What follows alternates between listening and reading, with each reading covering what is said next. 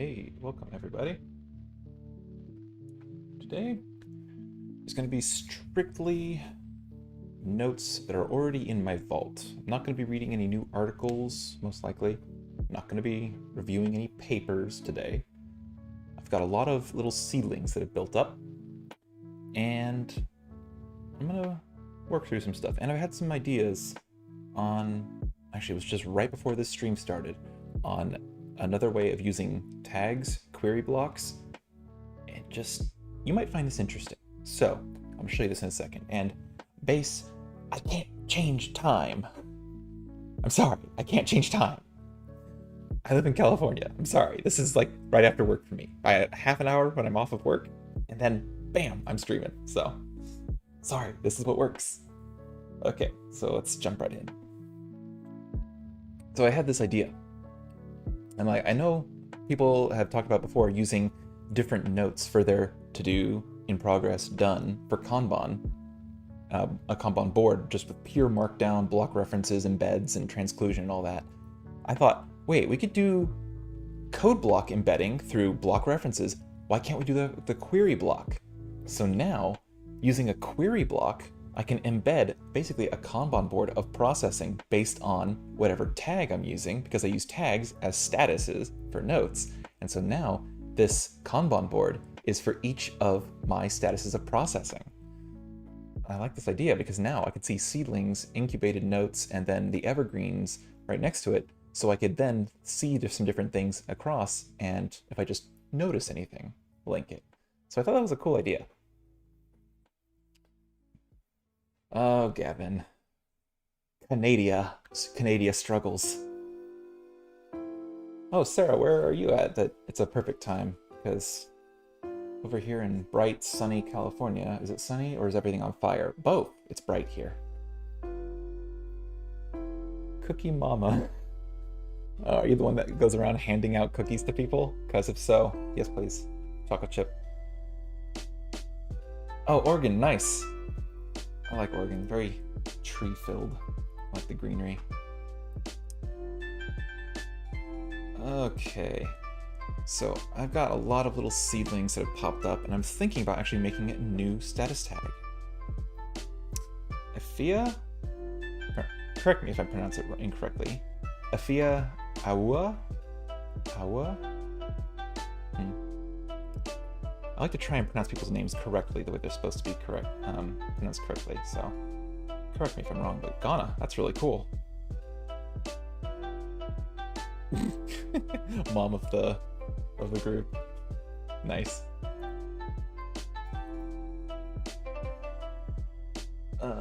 It's actually a fine time in my part of Canada. I'm just gonna keep saying Canadian, hope it annoys you. Could suck for those out east, 6 p.m. Oh yeah, you're only an hour ahead of me, Gavin. Yeah, Base, I thought it was really cool, embedding like the different statuses, because it's just a Kanban where it's just a status of items, and so this way we can embed statuses based on tag, because we can do query blocks on tags, and then just embed those all sequentially next to each other.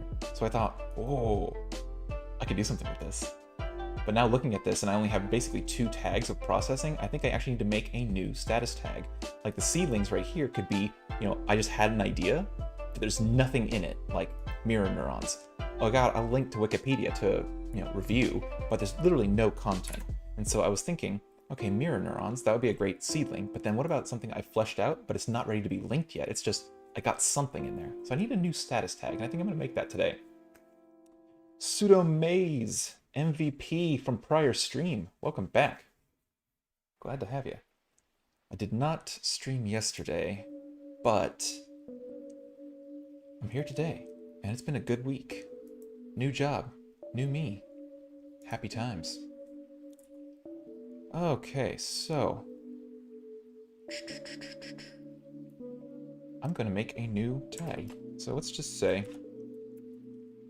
what sort of emojis do we have here? Fern? Green? Leafy green. Now I know there's this like a specific like fern emoji, plant emoji that I'm thinking of. I just don't know the name of it off the top of my head, but you know, so let's use the emojis viewer because I like my little emojis. What do I think of Obsidian Publish? The price is a bit overkill for a student. I'm working on Jekyll plus Obsidian setup. I rather like Publish. I'm also using it. One, I like it. Two, I'm also using it so that it supports the developers even more.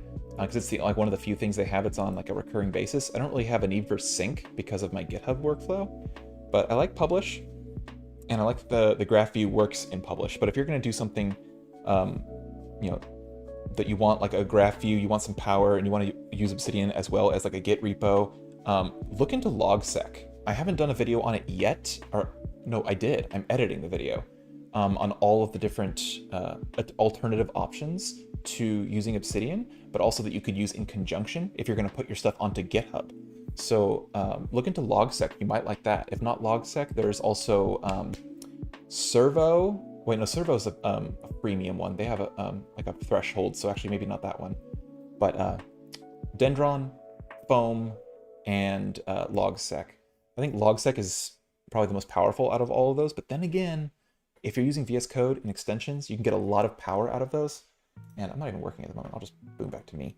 But you might prefer logsec for the power that it has. But if you want to use VS Code and a lot of the editor features of VS Code, I think Foam is a lot easier to pick up initially than Dendron. But I haven't looked too closely at Dendron, and I want to. I want to get around to doing that because what they're doing looks pretty powerful, interesting, and useful. So I'm going to look more at Dendron in the future, just as like out of interest. But logsec, you might really enjoy that. It's like Rome if Rome was Foss. Yeah.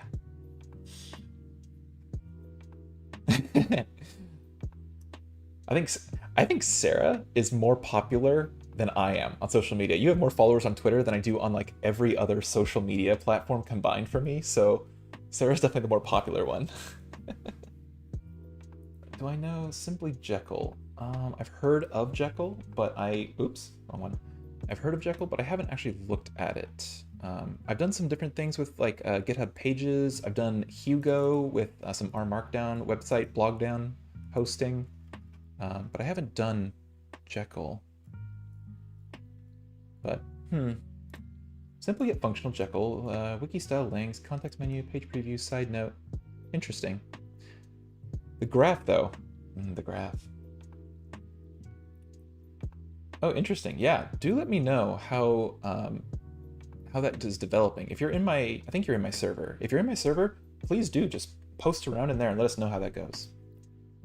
So I was looking at, okay, I know what the emoji I want is. It was this one. What is this? It's an herb. I thought it was a fern. So I want to go with herb. So herb, there we go. And that's going to be the seedling, but it's got something in it. It's not just that. Orgrome for those crazy Emacs people. Yeah, I have heard of that too. It hasn't been like super loud on my radar because obviously I'm not on Emacs, but I have heard of Orgrome. Heard of. So we got this little, so like this one, yeah, so it hasn't fleshed that out, nothing there. This one is just getting something.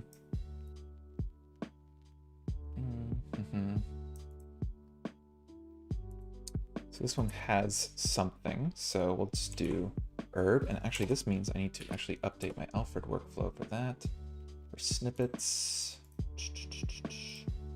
So this one will be, I'm gonna call it fern because it looks like a fern to me. So this one is actually that, but then I have a memo for it. Cool. Okay. So we got fern. That's a template, mind mapping, neuron. Yes, yes. Skeuomorphism. We had something in here. We started it, but we didn't actually flesh that out.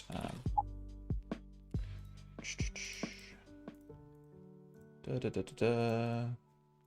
see here. Some of these have some information in them. Some of them just have links. Okay. So those are all of those. So now, if we go back to the Kanban, we could say I need a new one where I need to actually insert before the sun. So I'm going to say table, insert, column before current, and then this one is going to have a herb. And then we're going to actually make a new query block. I'm just going to put this run right here so it makes sense. And then query, and then tag for the burn. And then we're going to insert the block. Why is it looking weird? Okay, there it goes. So fern, and then, oh, there was an extra. That's why it's looking stupid. And embed it. There we go. So now rendered. I do not have that. Oh, because it looks weird. Bam. There we go. Query blocks. Now it looks a little messy. I think I actually just need, I'm just gonna remove the evergreen maybe. What do you guys think? Because the evergreen is kind of like, I'm not gonna be able to go through that list, and this is like a status of processing. I don't want a column that's just all completed stuff, so I should probably just remove that one. Delete column. That way I can only see things that are in stages of processing, and if they're evergreen, then they're linked to other stuff. Justin, welcome. Danny, what time is... Yeah, Sarah's on it, 5 p.m. Pacific. Greg, the music is Harris Heller's Stream Beats, his lo-fi stuff, specifically. I am using the entire soundtrack. I like Stream Beats lo-fi stuff. Danny Hatcher. I should do a joint stream or video. Let's check out Danny's stuff. I'm actually watching the new interview on Obsidian Office Hours about Eleanor. Danny Hatcher. Are you on blah. Twitch, that's the word I'm thinking of. I can't brain today. Are you on Twitch? Why did it do that?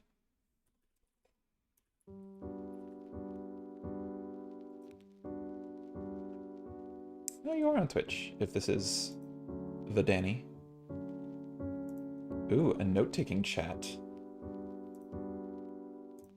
Let's see. Remnote, nice. I have been wanting to dive into Remnote a little bit more. A lot of what they're doing, especially with how you can import from Anki, is really making it hard to deny or just to say no to importing my entire Anki deck into Remnote and using that. Though I have already paid for Anki, but it's just 20 bucks. But Remnote is something I do want to look into for like the academic notes, in which case I could make my vault strictly for like non-academic or technical stuff, and then I could just use Obsidian strictly for writing and creative output. So I've been debating about that, thinking about it. Maybe, maybe not, I don't know.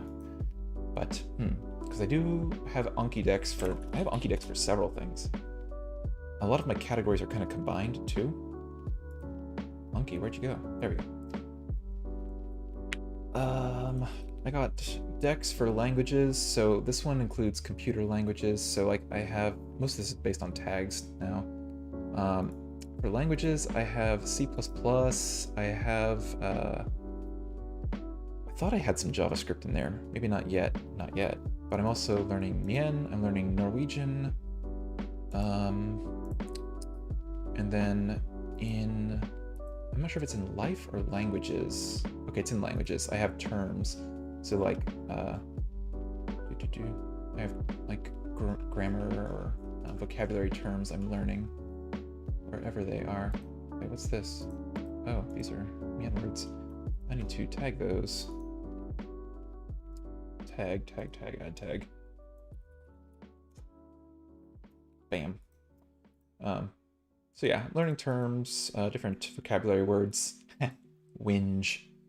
And then I have some school stuff, which is my classes. I have some life stuff, which is like hard truths and etiquette and lessons, and then reminders to actually socialize because ADHD is real. But yeah. Oh, Danny, thanks for the follow. Obsidian Vault says 257 exported. 893 brief look and 734 noted but not looked at. Huh.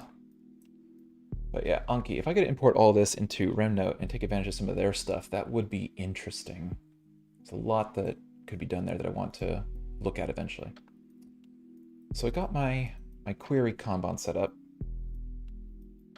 Do any of the languages I have use extra letters? Yeah. I'm not using, at least for as far as Mien goes with my girlfriend, I'm not learning how to write it or read it because it is not any sort of phonetic at all, but it also doesn't, it's an Asian language, so it doesn't also have a character type of alphabet like Chinese or Japanese or Korean or anything. So I'm mostly just learning to like speak with her and her family, but Norwegian has three different, I think at least three different special characters. So Norwegian, oops, bench.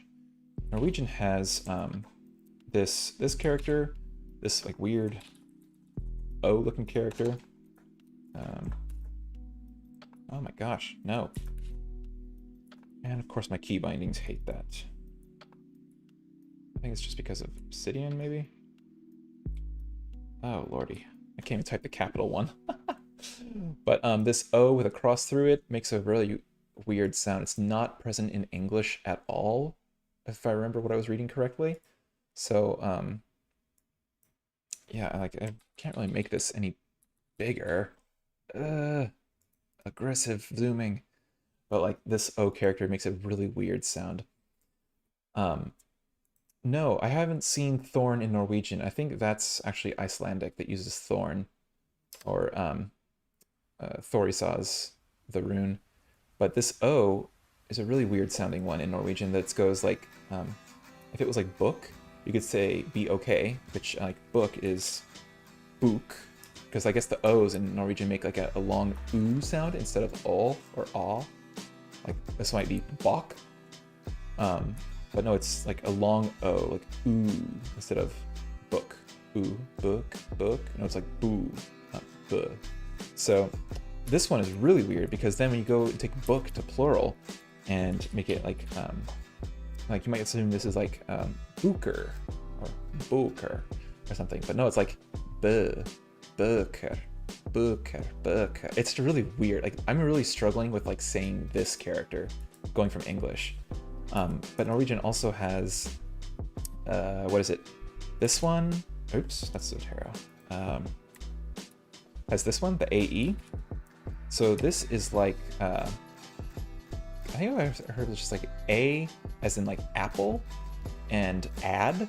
So if like, it was like, I know what this is. So if you're gonna say, please, it's var så snill. So var, it's kind of like var så snill. And the OA, the A with the O over it, is the other one, where it's kind of like an OA. So if I was going to say something like, let's just say, jeg så glad. Så glad. So it's like, jeg så glad. It's, I am so happy. So those are the three additional characters in Norwegian that are interesting, and I just like looking at them, to be honest, too. They're just really interesting to look at. Okay. I want to learn how typesetting works for unique languages. Kind of a strange thing, but it comes up a lot. Like glyphs in ST. So, I got Kanban now, and we got it rendered, and we can see the statuses. Now I can work on these notes and link them to evergreens.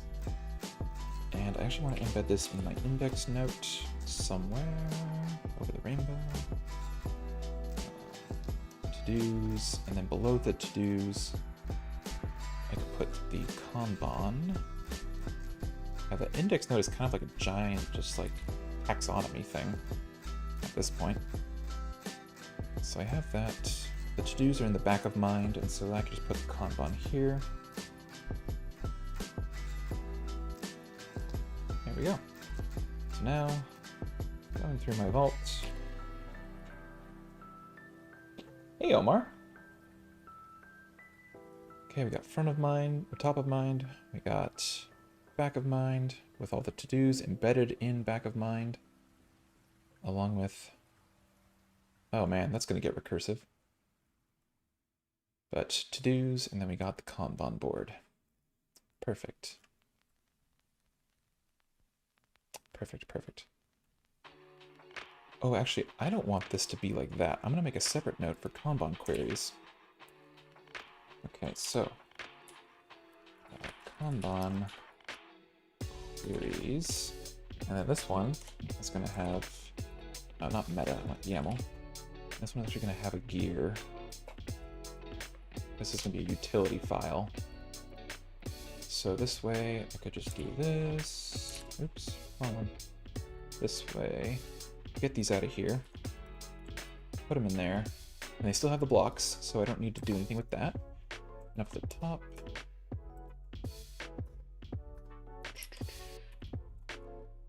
insert YAML, and the top of this one, could then put that gear again.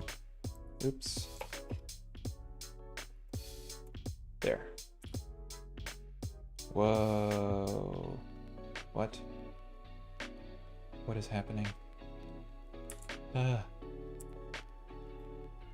What is happening? Uh-oh, I think it's freezing. I think I broke it. I think I just totally crashed Obsidian. Oh no. I think I straight up just crashed Obsidian.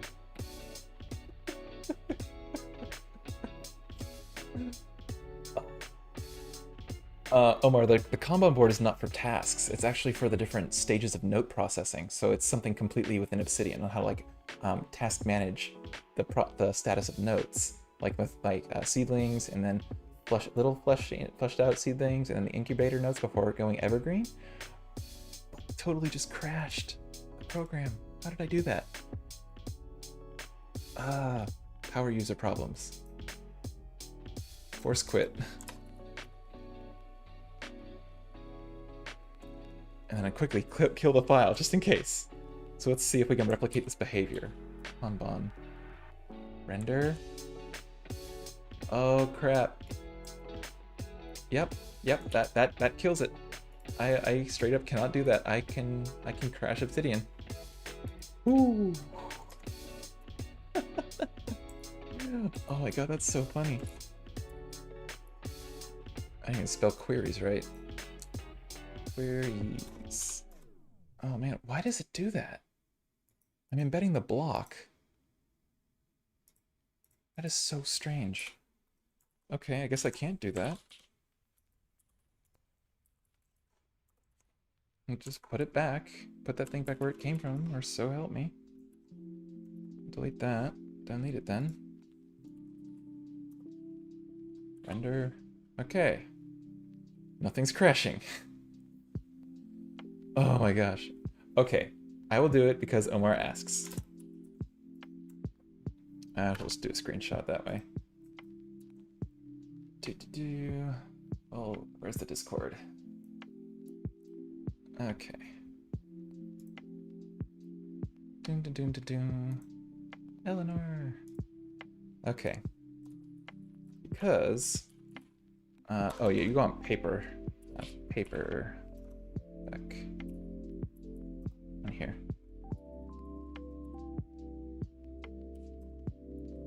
Here's an idea I had about the transcluded note Kanban board idea, where it's all markdown based.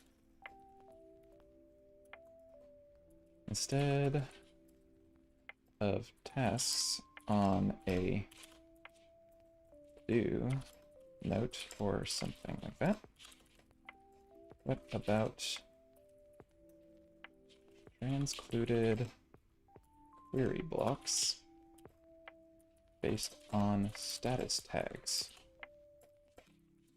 So you can see a board of all your notes that are in, what would we say, development, processing.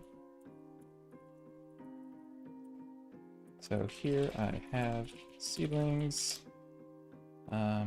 ferns, and incubator. Not quite ready for evergreen status.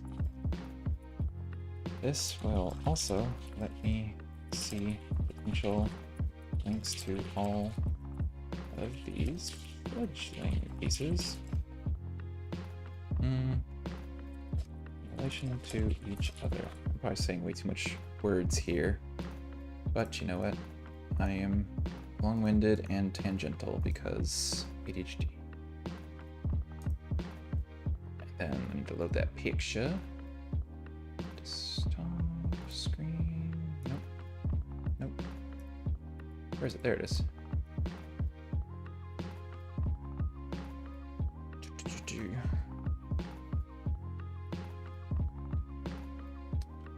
Then I can just say, grab the raw page.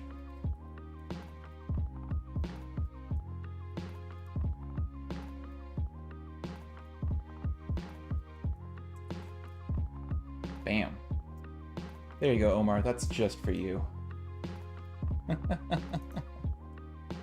Just for you. So, okay. Is Brian gonna actually write some notes today? That's what I'm asking myself. So, I want to actually get through some of these items instead of just reading some papers, because I feel like that's kind of a little boring for everyone to just watch, and kind of getting tired of how dry the papers have been lately. So I did do this one on Galderstoffer, stave work. Staves. And this would actually relate to the Helm of Awe and Vegvisir. So I can actually make Helm of Awe. And then we also have Vegvisir, which I need to go and, or I guess, I could just take pictures of myself, if I'm being completely honest, just because I already have them tattooed. So why don't we just do that? I'll just use my own tattoos as content in the notes. There. And because I'm on Mac, I'm gonna airdrop them to myself. Okay, all photos. Airdrop these. I realize the irony of everyone who was already on the Discord server who may have seen my conversation about me talking about my tattoos when I just mentioned in Discord that I don't like people usually asking me about my tattoos. But I don't dislike people asking me about them. I dislike people asking me about them and not being interested in the long, like, thought-out response versus just, hi, grocery store clerk, who's just bagging my groceries. Oh, that's a cool tattoo. What does that mean? I don't think you care about the actual definition or the meaning, so let's just not go there. Whoa, sorry for that close-up there. Export as JPEG. This is one thing I don't like about iPhones, is they export HEIC pictures. Like, what the hell is that? Just do it as like a PNG or a JPEG or something. So put it in, this one is Vegvisir.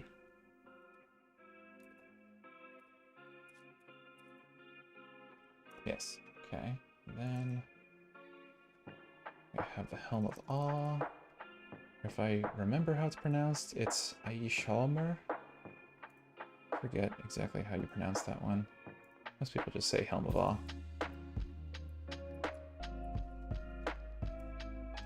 Okay. So with this one. Oh, okay, okay. I'll add it.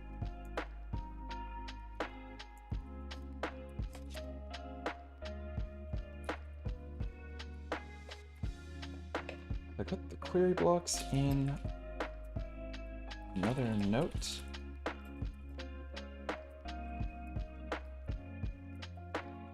Block refs and all. It crashes Obsidian almost instantly. Okay, actually, let me get a picture of that really quick. But before I do that, I just keep getting distracted here. I need to take downloads. I need to take those two. I need to copy that. I'm just going to drag them to my vault. And media. Okay. So we're going to have the helm. Then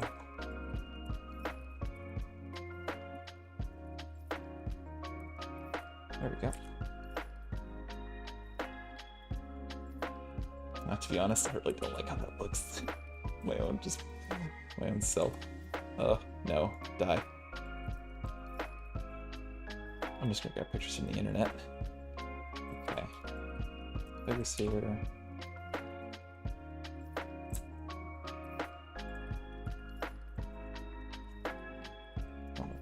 Okay, I actually need to remember this workspace. This Y. Okay, and then Kanban.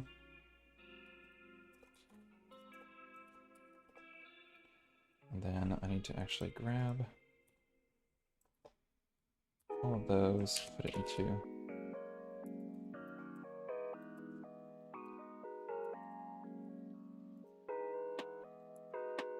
okay. Let's crash Obsidian.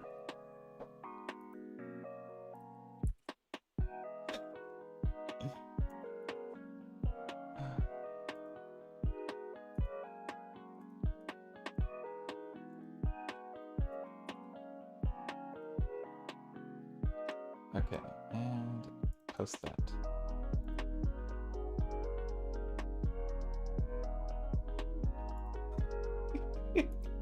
I seriously can't get over how funny this is. I just keep killing it. Oh my god, that cracks me up. Oh, it's okay. So chat. I'm getting distracted here.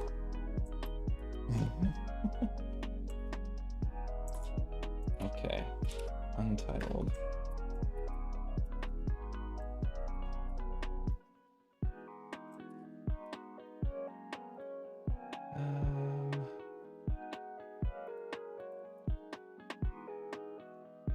Oh. Something. Okay, that's why. Okay. I was like, wait, did my vault just get deleted? No, it didn't. Okay. So I could just do that.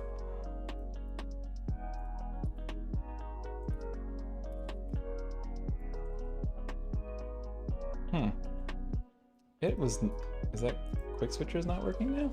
Something's not working. My workspaces work, but I can't search for files. That's so strange. Let's try a hard reset. Okay. Okay, there we go. So strange. Weird. Okay. Sorry, let me catch up on chat here.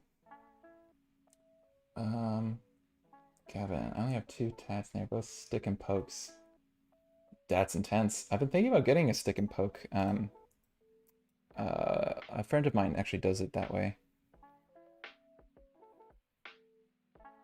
I basically created a metaphor for ADHD with the query crashing. Nice. Because Obsidian is an external brain and you're trying to use your external brain to organize a process, which is something ADHD brains suck with. And my brain would crash trying to do this, and now your external brain is crashing trying to do that. Oh my gosh, yes.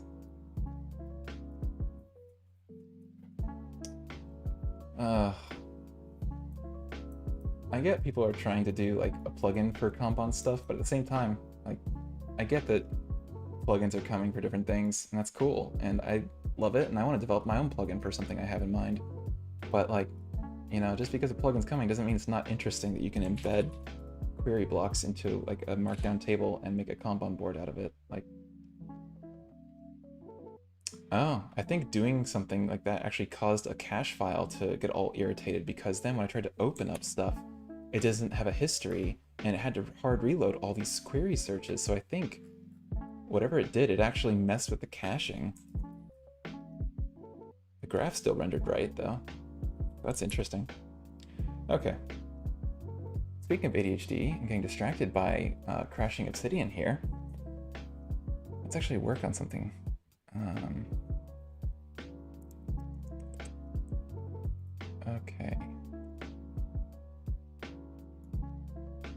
okay, yes, I was on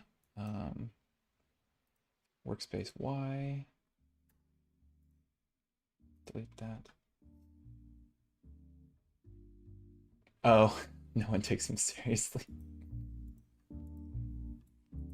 I think a lot of people don't ask me because I guess some people might find me scary because I'm big. Like I'm 6'6" and 250 pounds, 198 centimeters, 120 kilograms, like, or something like that. I don't think people really, or probably 110, 105 kilograms. People don't seem to want to ask me things all the time. Okay. Yeah, I am 6'6". Hence my handle, Tall Guy Jinx. So this one is, so this is related to like this here. Helm of Awe. Oh, I could also just make one for, how do you actually say that? It's like Lukostoffer?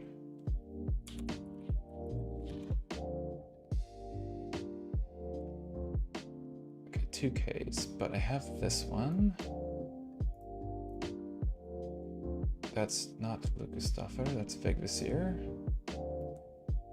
That is not Lukostoffer, that is also a Vegvisir. Oh my god! So, if you search for this, that is wild. If you search for that, that search result that popped up there at first, this is me. Oh, that's crazy. This is Lukostoffer. And that's when I got the Vegvisir and the Otostoffer. God, that's wild. Okay, where is a good copy of Lukostoffer? There's Otostoffer. Okay, and where is it?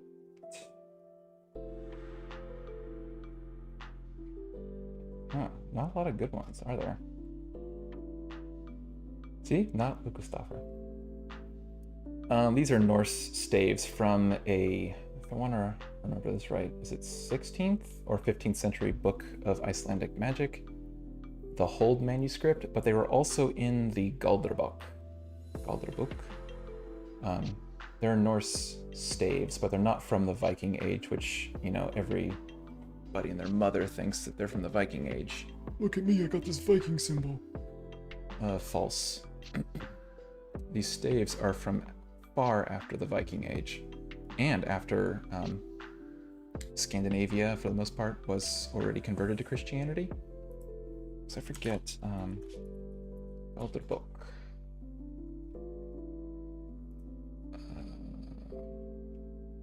Okay, so this one is 1600, and that's I believe 17th century. So then the Hold manuscript.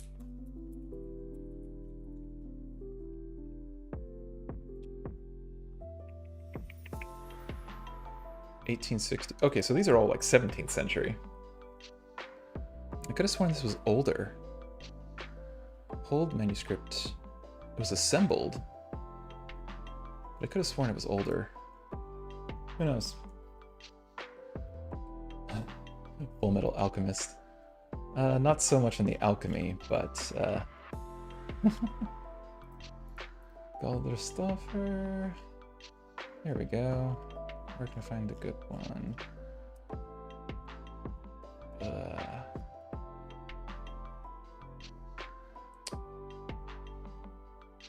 Yes. Okay, so let's just grab this one for Vegvisir. My Vegvisir note. And now Vegvisir. Put that there. Oh, Marks and Magic. Yes. That's Scandinavian magic. So this one is Lukostoffer. Good luck. Can't show you this one. It's on my sternum. Oops. Nope, not there. Actually, we need a new note. Go stop there. Then in here. There we go.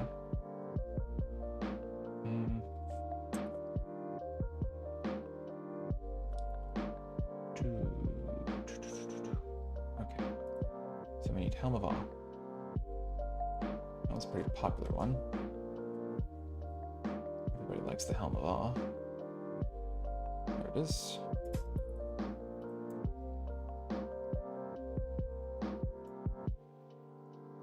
So this is fleshing out some of the notes I've been taking on Norse mythology, the Havamal, and then I have my own interests, rune study, and different pieces of Norse literature, Norse historical literature, rune study, staves, and just the pure mythology. So a lot of this stuff is getting fleshed out over time.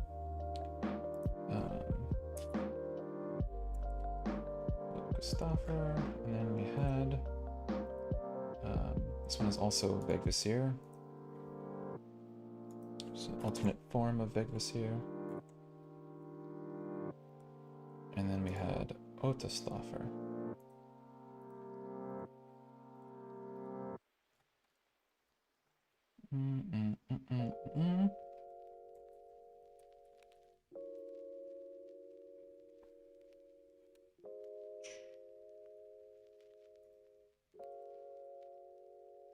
No, do not have it on here. Interesting.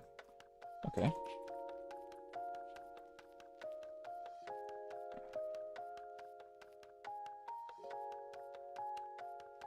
Otastoffer. Okay, so that is it.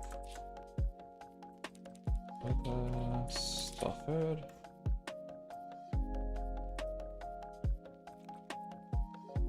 And image. Okay.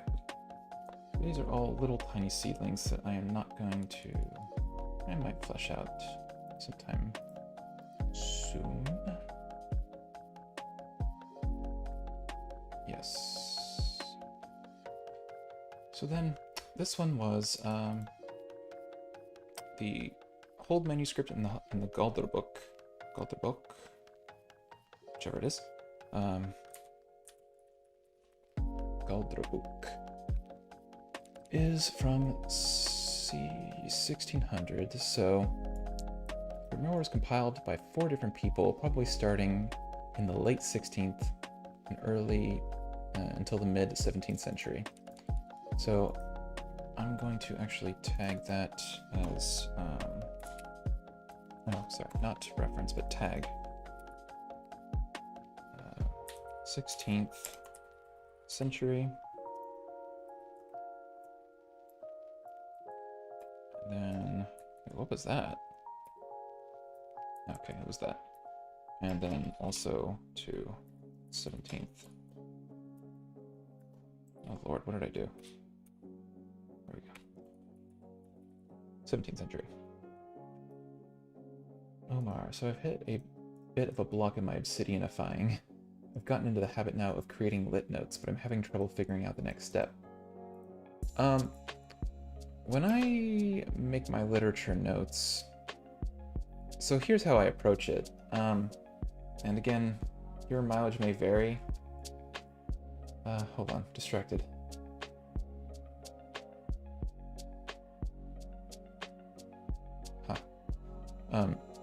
So when I'm making literature notes, it's my, like, basically how people normally take notes. Like, if you're in a lecture, you're taking notes, you should never, like, verbatim transcribe what's being said, but, like, you're taking notes on what they're saying, the factual stuff. The professor said that water is comprised of oxygen and 2 hydrogen molecules, or atoms, not molecules, atoms. That's not, like, an idea or an opinion. It's, no, this is what the professor said. So, like, literature notes are, like, I treat that like that. It's just, I'm taking notes like that. And then from the literature notes, I then look at those notes and I say, okay, looking at these things, I am now forming ideas from it. And so, for instance, the article I have been working on that I've been putting off, Why it's lonely at the top. This one has been a effort. Where did I put it? Oh my lord, where did I put it? Good lord.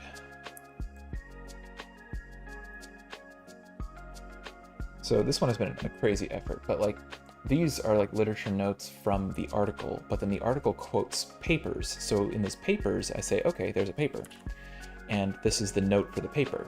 The paper has its own literature notes and my own template and process. And so as I go through the paper, I follow my process for getting these literature notes from the paper. And I have summary, but then the notes. This is extracted from Zotero. Now I have the direct quotes and highlights, but then I have my annotations and ideas on those highlights. And then from there, I look at those things and I say, okay, from these things, I am getting ideas. And those ideas, I'm not linking into this notes section because that's where I might paste over if I update my Zotero notes. But back on the article, because all of this relates to the article, so these are sub-bullets of this paper, but on the article, I am gaining this idea. And so this idea is from this paper. So that's why it's nested here. So I link the ideas and the evergreen notes of the ideas to the literature notes, and in from the literature notes, in my daily note, I say, hey, today I read this paper. In that paper, these are my literature notes. They gave me these ideas. They link to these ideas. These ideas are then fleshed out and then linked to other ideas, the evergreen notes. And that's basically the workflow. And different inputs have different processes, podcasts, videos, papers, books, but it all ultimately, once it's in Obsidian as a literature note, the process there is the same. The problem is that when I take literature notes, can't help but add thoughts and questions to them. Good, do that. Might have an idea and I'll write something to expand on it in parentheses. Great, that's perfectly great. Yeah, take those ideas and then make a note out of them. So like if you have an idea on a piece of text, maybe link to that note. Say, hey, literature note, link to this idea note, and in that idea note, quote the literature or just talk about your idea. So for instance, this note on leadership and loneliness right here, rulers gain followership by force, leaders by inspiration. Going here, reading all of that. So this is an idea I had or fleshed out about that I got from this paper. So if you have an idea, if you have a comment, if you have something, yeah, put it in there. I am getting notifications on Streamlabs OBS, and I am not. It is causing problems. Okay. Let's see here. Oh, Danny Hatcher, I said thank you for the follow. Tythom, thanks for the follow, and Hedva, thank you all for the follow. Oh, Hugo, sorry I didn't get that. Yeah, the recordings are, these are live, but the recordings are for Patreon and GitHub sponsor supporters. So they are unlisted afterwards. Okay. So these are my literature notes, but so these are all related to that. I'll just plop all these in here.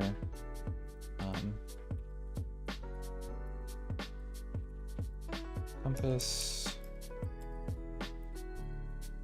guidance,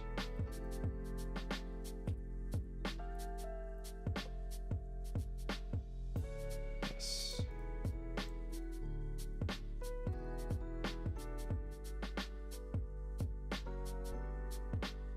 Okay, Helm of Awe. This one was fear, visibility, protection,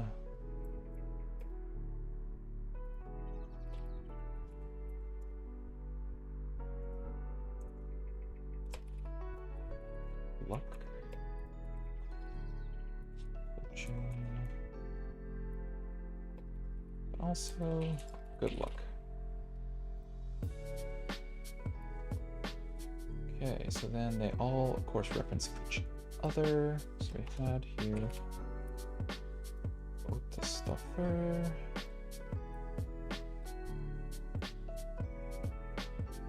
Now, I probably could have just written over that entire section. I am a genius. Yeah, 4 of them.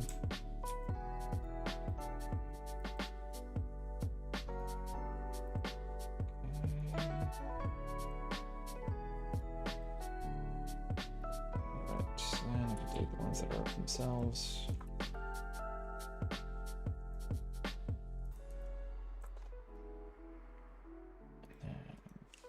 Okay, so other than their meanings, I have them all pretty densely linked, somewhat, to tags as well as to relevant content. Which actually, because some of these are about guidance and luck, I want to see the logic of your workflow. Graduate weaker and younger notes up. Do you ever forget to make a note? Nope. No. Because I have my tagging system, so I know that seedlings need to get around. I need to get around to them. So if I have a quick idea, I make a seedling instantly, immediately, and put whatever's top of mind into it, so I can get it out of my head, externalize that, and make sure it's never lost in the shuffle. I don't forget any of these notes. If I'm out and about and I'm not at my computer, not at Obsidian, I use voice recognition, or the voice assistant, to send my idea as a task in Todoist. I've used Apple Notes or Apple Reminders, some sort of task thing. Oh, this one is... okay.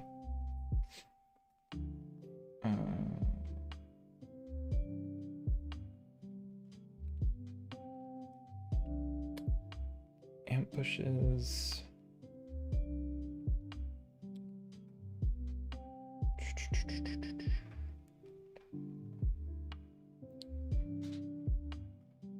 So we are looking for things on guidance, protection, luck.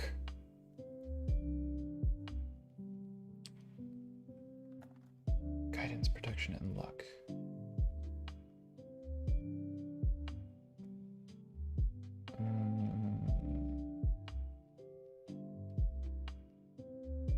The wary guest, strings his ears. That's independence and self-reliance. Happiness, praise, ill advice, burden. Okay, so nothing really so far. Here's something for you. How prolific are you with those notes? We're talking hundreds in a day or 15, 20? It really varies.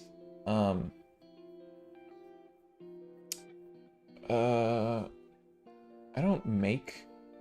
like, I'm not as flippant with my notes as much as, like, some other people. Like, what I'm doing with the Havamal, like, for instance here, this is, like, something where I'm actually a little more liberal with notes than I am normally, is that I have my note called the Havamal, which is the book, or the small little booklet. And inside of this, if I go back to edit view, is a bunch of sections. And then as I'm going through it, they'll expand like this, but this is just a note for the first 10 stanzas of the Havamal, because there's like 180 of them. So I don't want one note that has all this content. So I want to break it apart because, and I'll get to this, in the first section of the book, the first 80 stanzas are this Gestothater? I don't speak Icelandic, I barely speak Norwegian. But inside this first part, it's like 80 stanzas of just practical life advice from Odin. And I have the first 10 here in this note, and if I go to that note, then inside this note is 10 offshoot notes, because again, I don't want to get too much into a single thing. And so inside this, I have, this is like the index for the first 80 sections. So inside this 80 section index is the first 10 under this first level heading. Second level heading is, hey, first 10. And then I have transcluded notes of each individual stanza. So when rendered, Here's the main note, but with 10 transcluded notes in this first section. Now, ultimately, this thing is going to have all of these transcluded individual pieces, 80 of them, 80 transcluded notes into the one note. But this thing isn't meant to be viewed by itself. It's actually embedded by section heading in the top level. So the first 10 under those orange, the second level headings. And so each of these are their own note where it's just the quote and my thoughts about it. And so this, I'm doing it this way because each of these granular pieces I could reference in regards to something else. And so I want to be able to reference a specific stanza. But this is like a very liberal with note creation topic of mine. Something I might do more is like,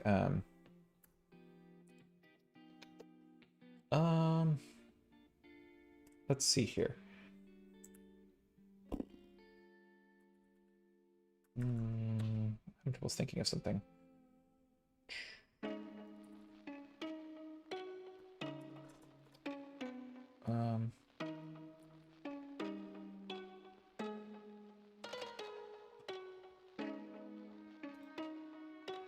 Okay, so Stoicism.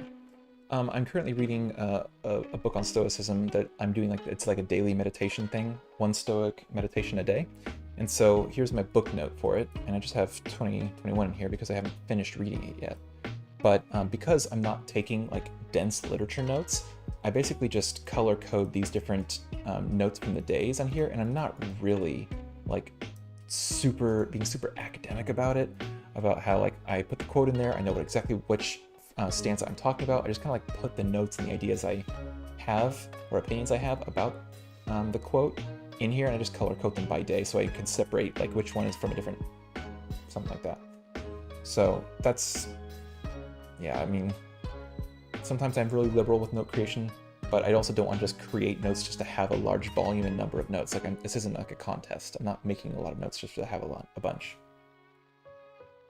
Ryan Holiday? Oh, this one doesn't exist. This one, like I'll reference authors, so if they pop up a lot, or if I eventually get around to fleshing them out, I might actually add something in there. But for instance, I've only have this version of, oh yeah, yeah, the one about, yeah, I misunderstood you, but yes, oops, okay, but yeah. So I can flesh those out eventually. But... oh, thanks.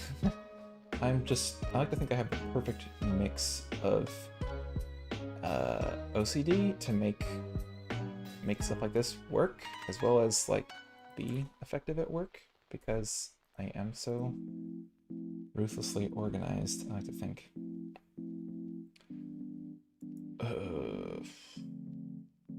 So these are actually from the Galderbok and the whole manuscript.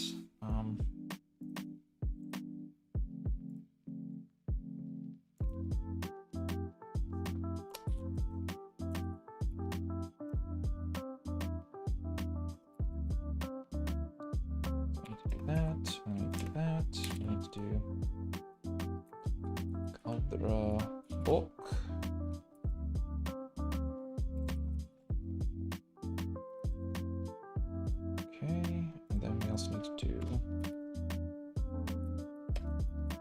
Hold manuscript.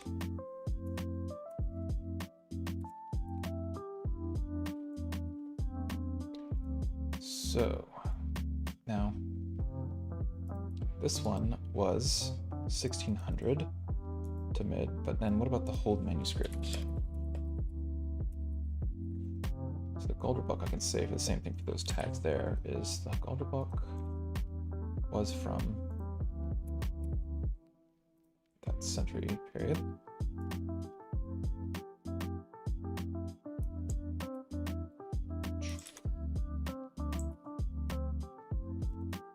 There we go.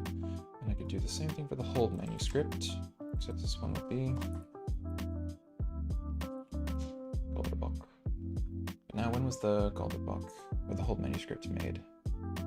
19th century? Oh, I'm pretty sure.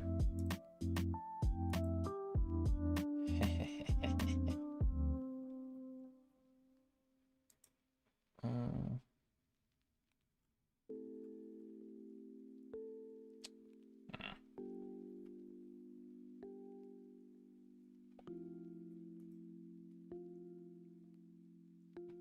Come on, when was the whole manuscript compiled?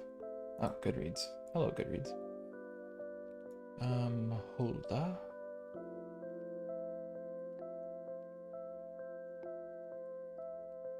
1860. It is one of many dated from the late 18th to the early 20th centuries. Okay, so we were going to put 18th, 19th, and 20th centuries for the old manuscript.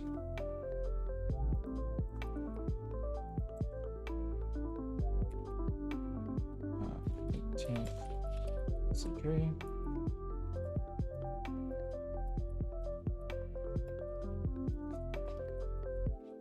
Century? 20th century. Okay.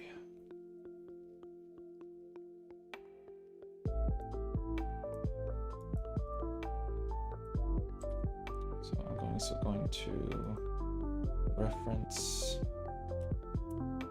the person.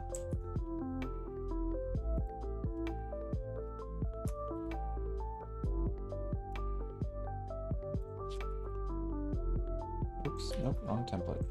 Person. And their alias is that. Because I don't want the umlaut in the name. Okay. Cannot slow down enough to be this organized, so in a day I can easily hit a few hundred random notes and fail to process any of them in any meaningful way. Yeah, you might want to look at the status tag system. That way you can just have a catch-all tag, and then the things you want to start promoting up into like more fleshed out and processed after the fact, you can come back to them later. That's when like something like the Kanban might come into handy. Okay. Well, it looks like, hey, you know what? It looks like we're actually taking some notes on some stave work today. So let's get into that. I had the website here.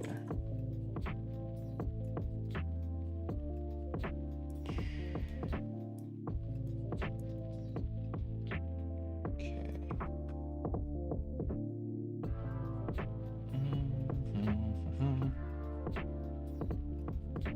Now, if I remember, there's the alias I was looking for. Aishalmar? I think it is. Aishalmar? Aishalmar? Oi. The Helm of Aegir. Aegir meaning terror.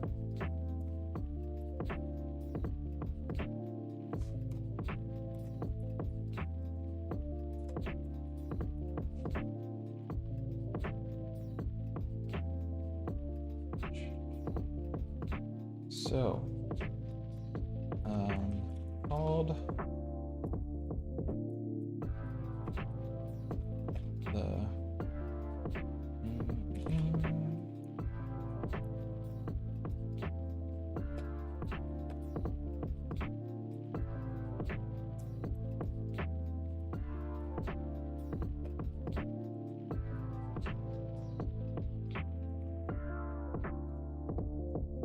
Aegir means terror.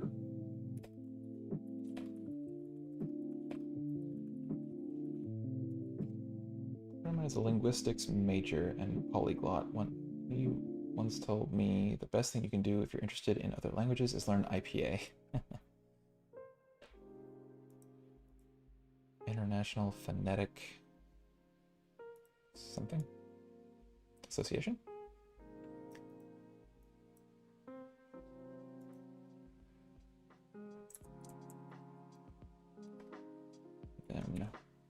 There was also a giant of the sea.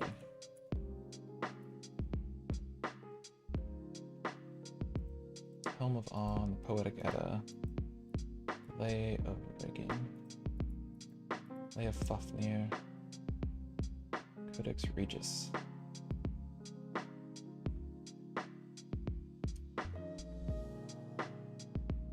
Volsung. Oh, the Volsunga saga. I've read the saga of the Volsungs. It's a great old movie and from the 80s, I think, about it too.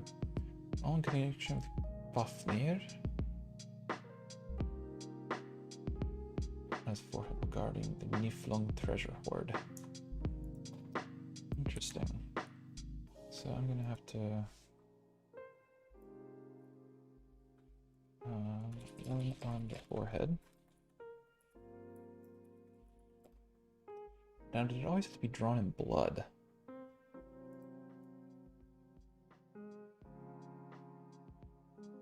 General coverings runs where? Okay. And then Sigurd.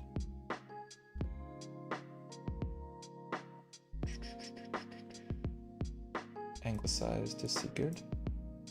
Father of Aslog. Ragnar Lothbrok.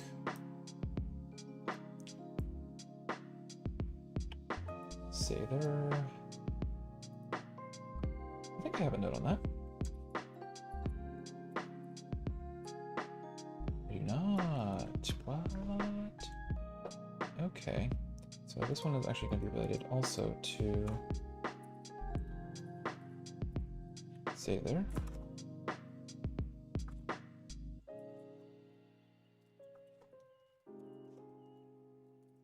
Okay.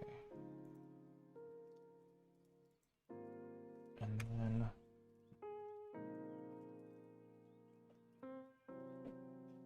hey, Lizard Heart.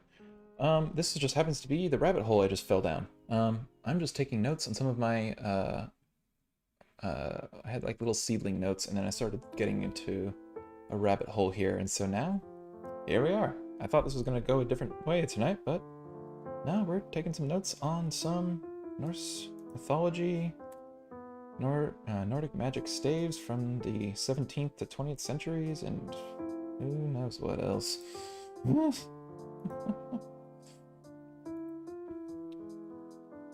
Specifically drawn, /drawn, forehead, blood or ash. Then I have a quote for that, where the source is actually going to the heading. No, okay.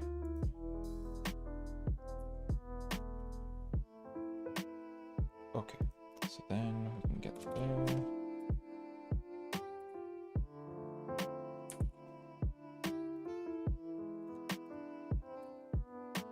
Perfect.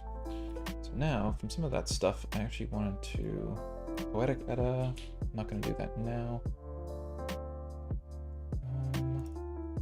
Fafnir. Codex Regis. And 13th century. I'm going to add that. Manuscripts entitled Volsunga Saga.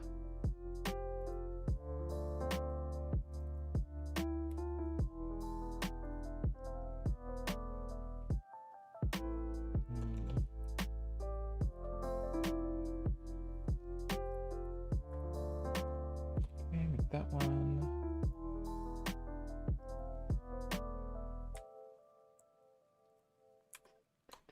Okay, gotta get rid of this umlaut because I don't like the umlauts in my note titles. Makes search harder. Alias Helm. So this one, we can actually make that as an alias as well.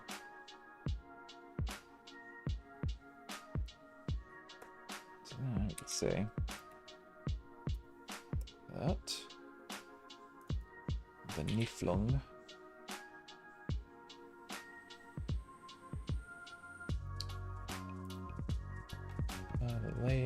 dragon.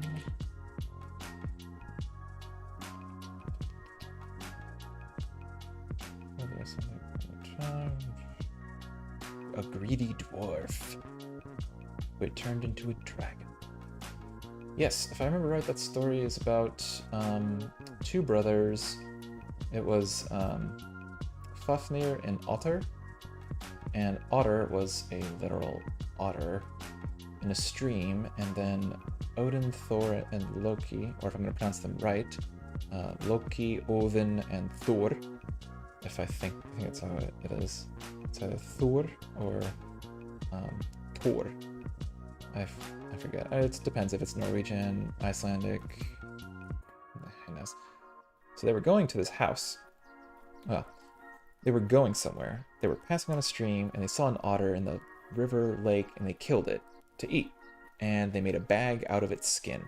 And so they ended up stopping by this house, and they took this bag of skin, the little purse they're making out of this otter skin, and turns out the dude at that house, that's his son.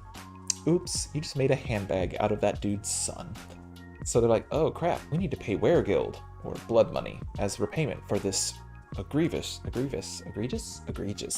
crime of killing your son.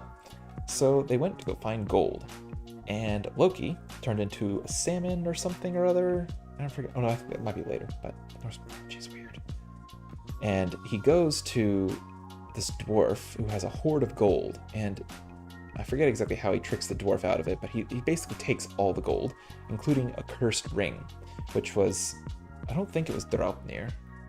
Was it Draupnir?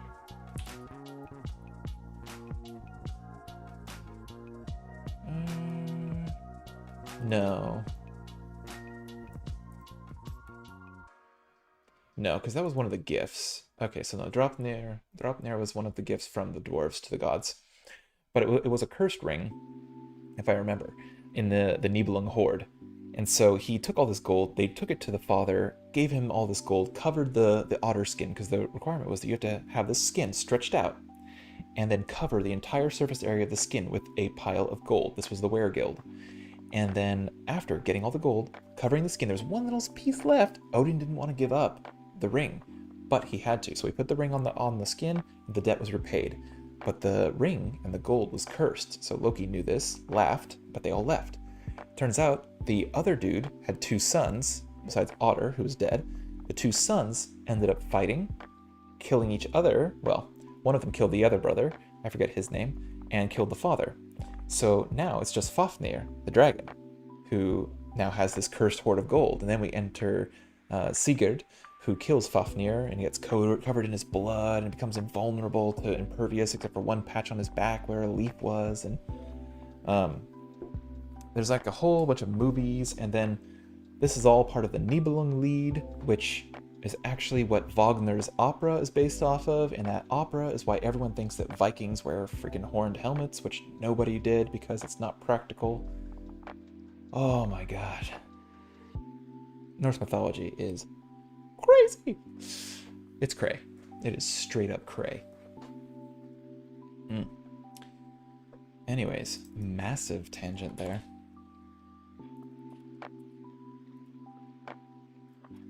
But yes, I enjoy Norse mythology. It's something alright.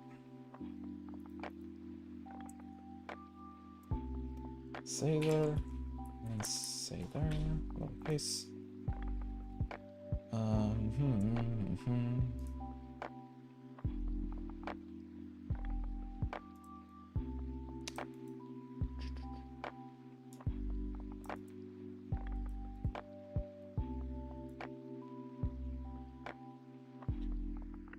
Carved inside of Viking have. I don't know who's this, but it seems highly unlikely. Let's see. The Galdorstafr became popular in the 17th century, way after the Viking period. Exactly. So these are not Viking symbols, because the Viking age ended after. It says 1100. I thought it was also 1200.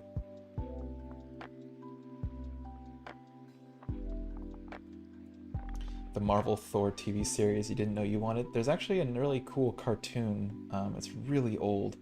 that had some relatively accurate portrayals of Norse mythology. For instance, Thor is not blonde, he's a redhead. Uh, he's also not brothers with Loki. Thor is the son of Odin, but Odin is actually Loki's blood brother. They're blood brothers by swearing, not by like relation, but they've sworn an oath of blood to each other, which is why every time you like would raise a horn of mead or some praise to Odin, you actually have to he was always offered some as well. So whenever Odin was served mead or drink, he was also Loki was also gifted a cup. It brought a lot of misfortune, but also a lot of value to the Asir. Especially when he got the dwarfs challenged to create really useful works like Draupnir, Gungnir, Mjolnir, and various other elements. No, Loki's not Thor's uncle. They're not related at all. Loki just swore like a blood oath to Odin, so they're tied by this like weird oath thing. But no, Loki is not related to any of the Asir or Vanir. I also need, because of Obsidian and how to link knowledge together, I actually straight up need to reread all of the books I read, because I have a stack of books on the topic of Norse mythology and Norse religion.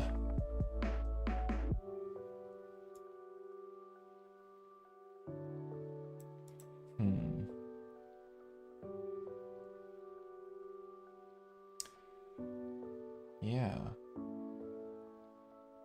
All these. But then we also have several here for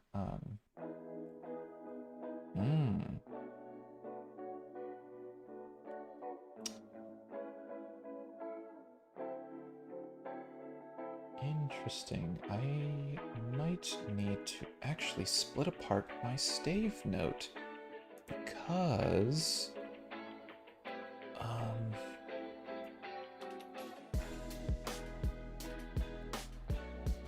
I can't easily reference these items this way.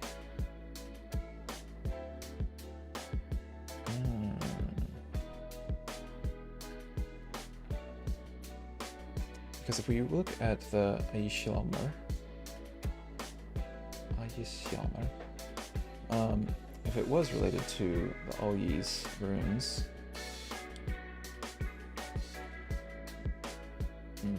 but these are also like the, right here, sort of like that fork or this one, activate and radiate energy, will and intent. So for the Helm of Awe, for that one.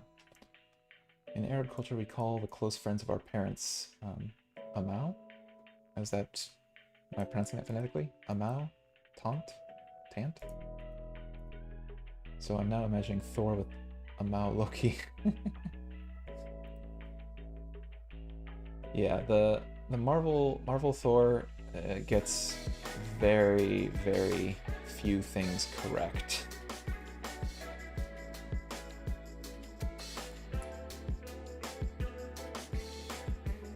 Okay, so let's just go back to Aishama.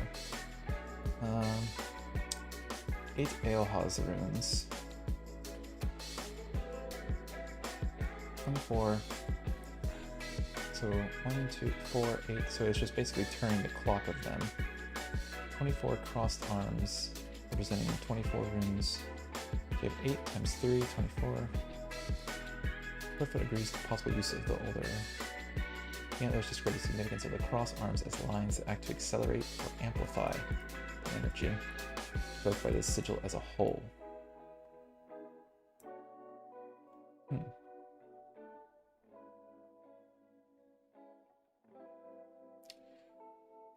Interesting.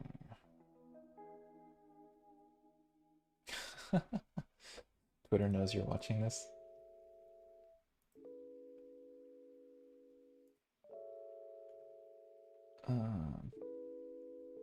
Oh, dang.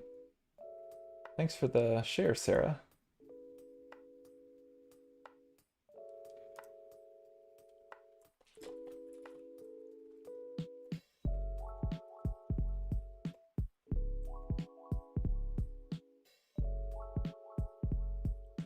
And all those poor people are just gonna wander in and wonder, what the hell am I talking about right now? Hmm. Um,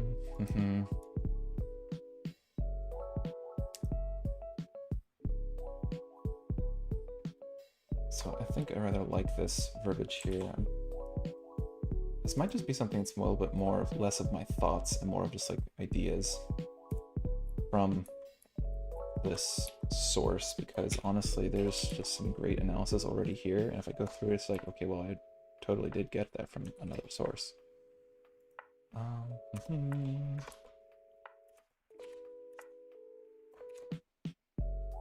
Apparently Elon Musk and Grimes gave their kid a Viking haircut. Okay.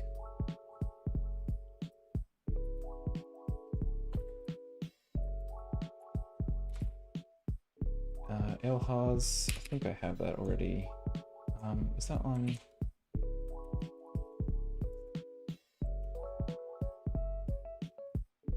Elder Futhark.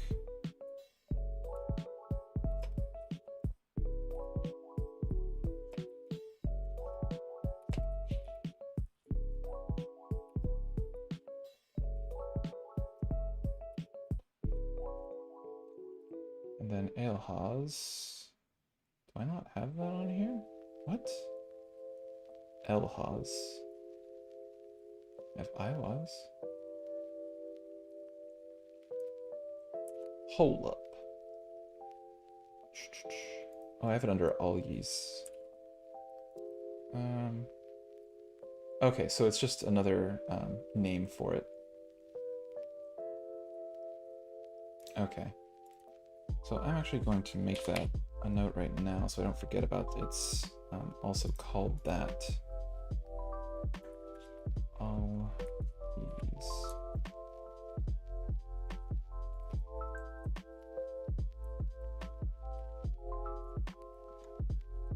Then, let's see. Bam. Okay. We'll just leave that way for now. Okay. The runes, 24 cross armsmen, 24 runes of the Elder Futhark.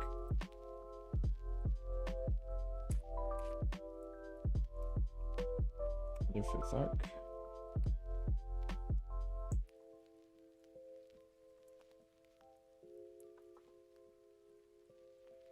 Use of older Elhaz.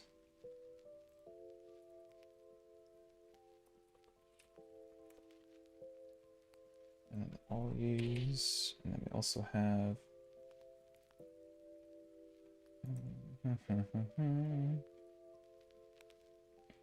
and evoked by the sigil. Actually, let's do this. So staves are also sigil, sigil.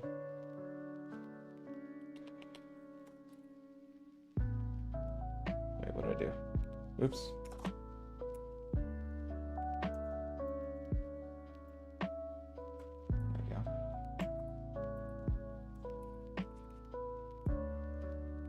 Okay.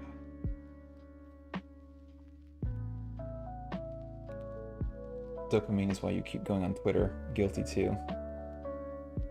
Yeah. I kind of like Twitter. What the heck is that?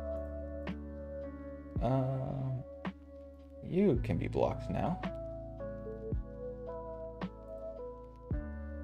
Spam bot. Let me just block that. Okay. That was weird.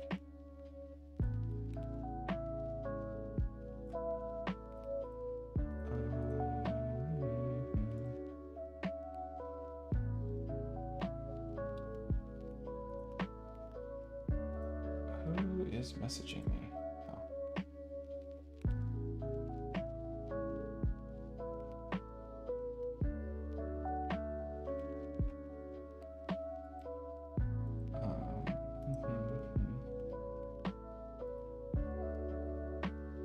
Then I have one. Okay. So we got that with the runes. All use became the R. Younger Futhark. Life.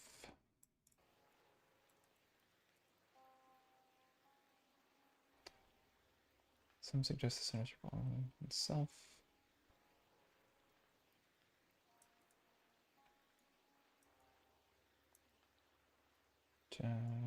Yggdrasil.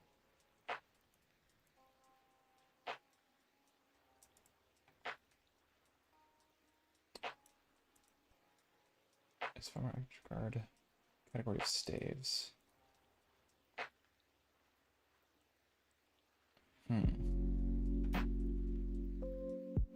Okay. Oh, I actually do want to make a note on Yggdrasil.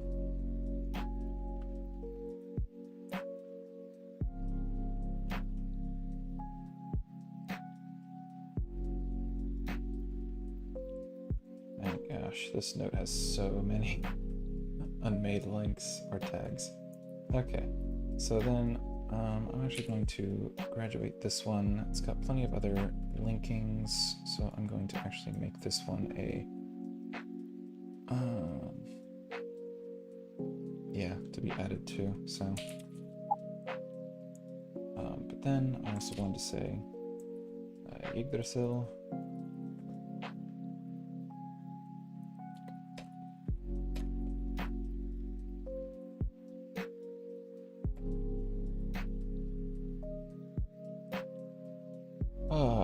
Hey, these pants.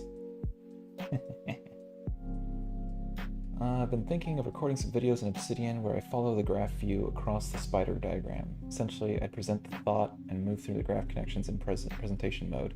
Do you have experience using presentation mode? If there is one Obsidian, there is a presentation feature, but I think you're talking about two different things, because the presentation mode goes based off of headings and the links don't work in presentation mode, so you're basically just watching a PowerPoint. But if you're... Oh, I see what you're talking about. Yeah, I get what you're saying. Yes. Let me save this here. So if I save that workspace and I open up... So if I have a note for my graph open, and I open up a note, for instance, staves, and I put that over here, and I make it a preview mode, and then I can link these together, link with pane, bam. Now, if I go through this graph, now, we're talking about graph or local graph? Blurry video feed. Oh, am I blurry, or is my screen blurry? My webcam sometimes decides to look ugly for some reason. Thanks, EFC. But if you had this on graph view, you could easily traverse this and click on a node and it would actually follow. That actually shouldn't have done it. Oh, I need to lock this one. Pin. So now it's linked and pinned. I can click on something. That should not be working. Yeah, the local graph then. Okay, so if you're gonna do local graph, then I could say click on that one. Oh, still not working. Why is that? Why is that not working? It should be working. Pin, unlink pane.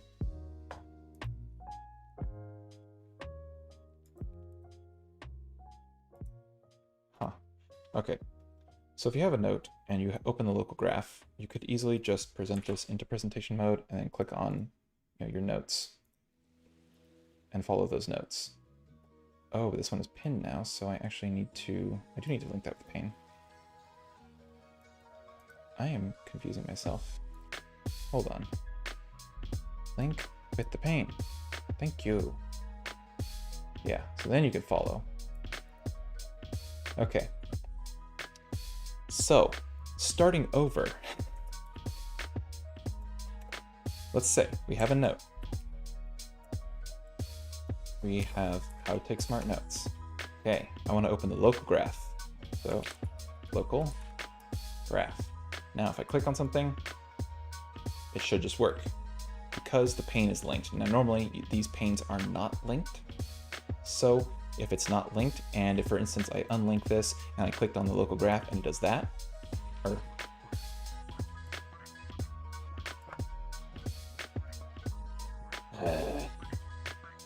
I think you get the idea. Open a note, link the local graph by doing link with pane. Click on things. There we go. Preview mode. Click on things. How do I zoom in into images in preview mode? Custom CSS. So if I was on preview and you see an image and I zoom, that's just hover. It's a CSS property in my theme. Hi, Michael.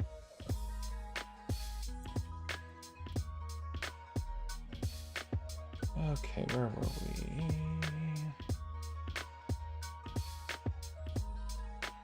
Okay, so we have, let's just go down the line here then.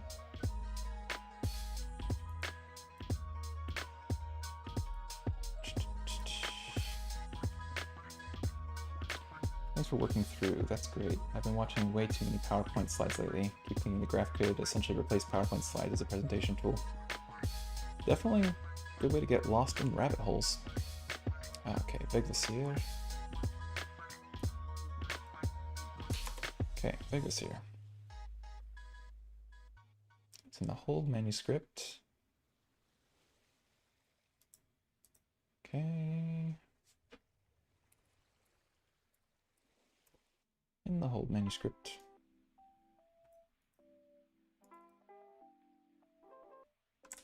Signpost.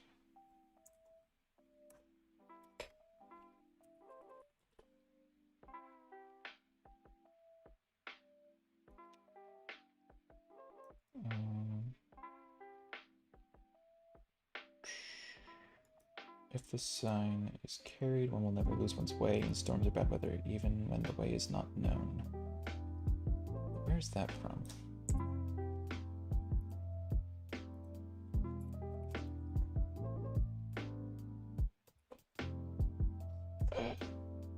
Okay. Okay, that was a footnote 3.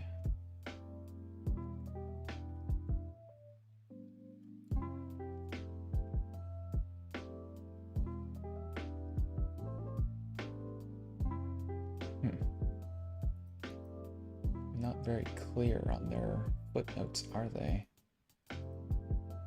Okay. Incorporates 8 different charms of protection on each stave. Thus, overall charm becomes one's role of defending against many kinds of obstacles.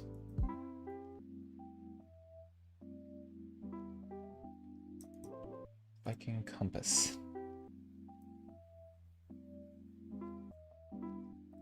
So should not be regarded as Viking. Correct.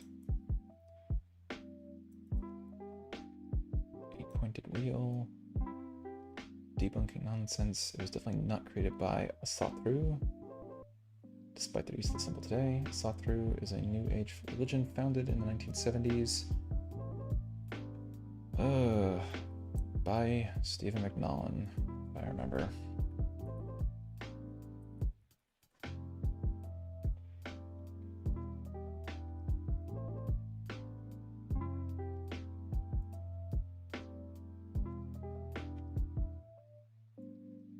Okay, in Iceland, thankfully. Sveinbjorn.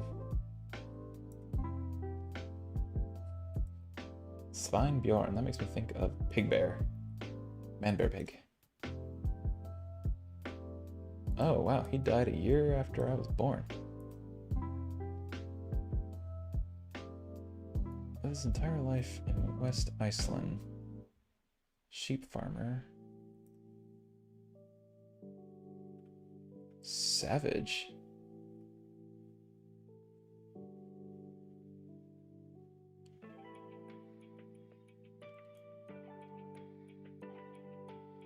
was also sometimes performed at rock concerts. Burzum. Oh my god.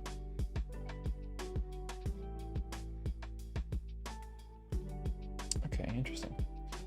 So, thankfully, this is not made by McNollan. Okay. Symbol.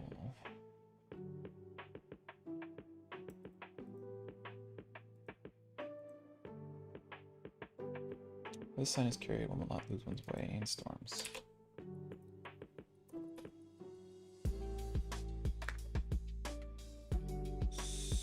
So,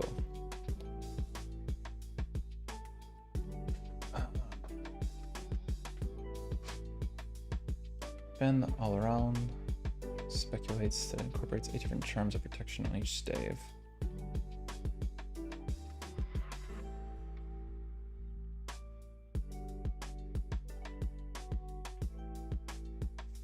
Okay.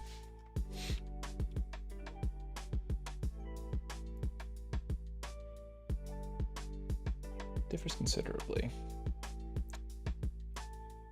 Stephen Flowers, The Galder Book, and Icelandic Grimoire. Little change is made.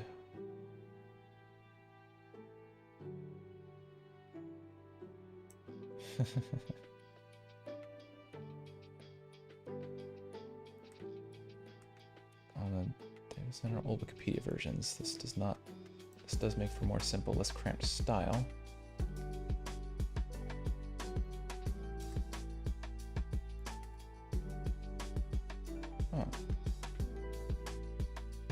Bjork had her own version done, drawing by hand. Interesting.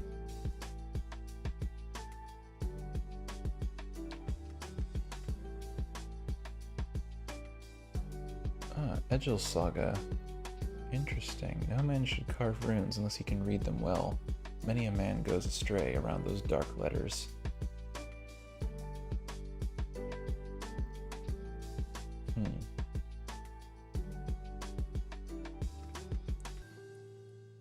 Esoteric runology. Now we're getting into rune work. And so less about Vigvisir.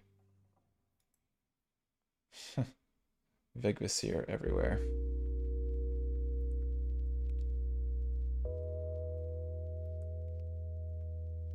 And Bjork. Yep, I remember she had Vigvisir. Which actually, because it's related, can actually make that.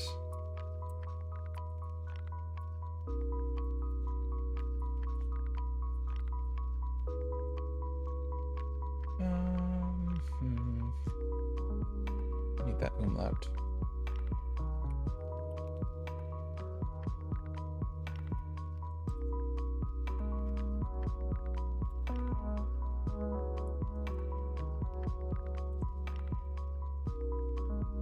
Nope, nope, not an evergreen. Nope, person.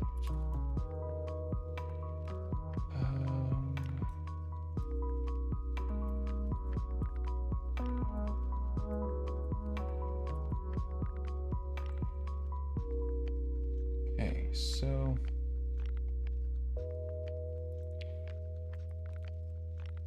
there are various forks on like this here.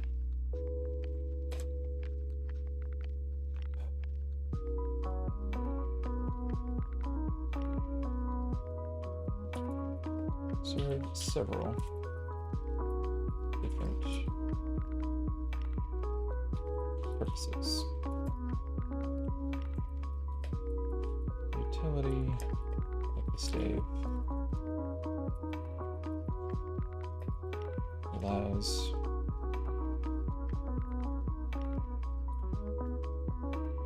touch typing.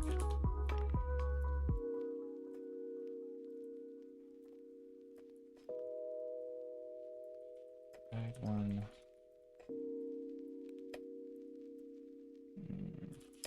All sorts of challenges.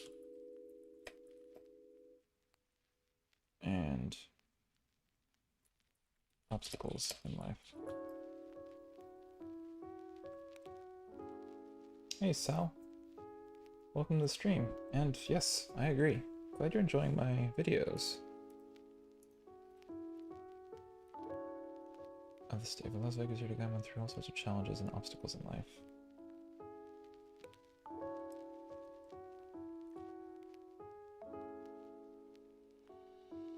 Now, is there probably another section on the longer form of the Big Vizier? Oh, here we go, 3. Galderbach. So then, if that one was from number 3, this one could be from Galderbach, which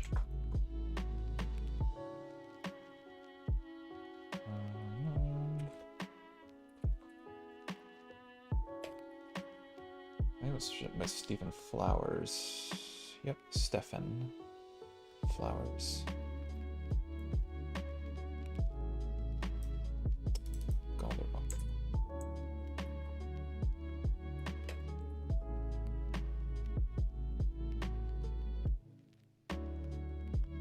Stephen Flowers, and then okay, first published in 1990.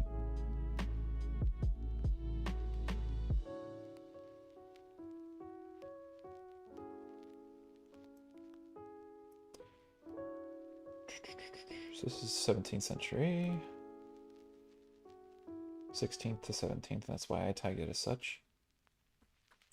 So Galderbach.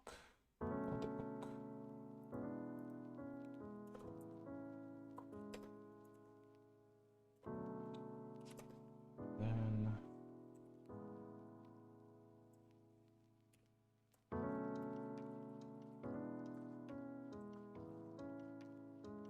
first published in 1991 by that person. In a diplomatic edition with a Swedish translation. An English translation was published in 1989 by Stephen Flowers. This is a very big name in Norse literature. With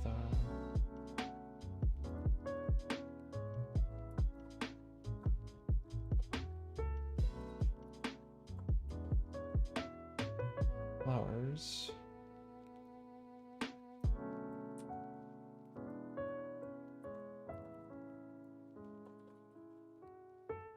Produced a second retitled edition of the book, Existence of That Person.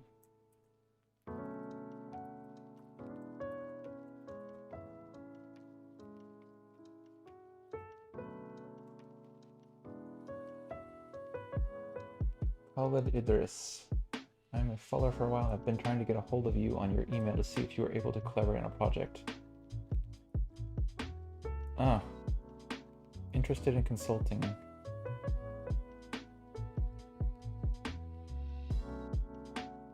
Hey, please don't self-promote things in the chat. I'd appreciate it if you didn't do that.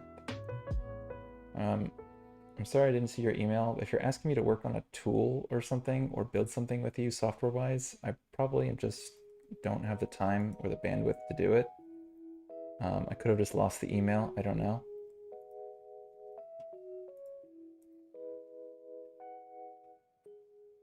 Okay, Galderbach. Okay, so we got... Why is it not like the word retitled?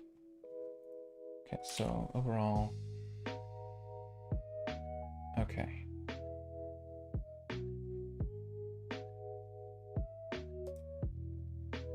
Now, if I forget that book and make it into a literature note, I'm gonna have to change this, but in the meantime, I think that is okay for now. Yeah. Okay. Oh, wait.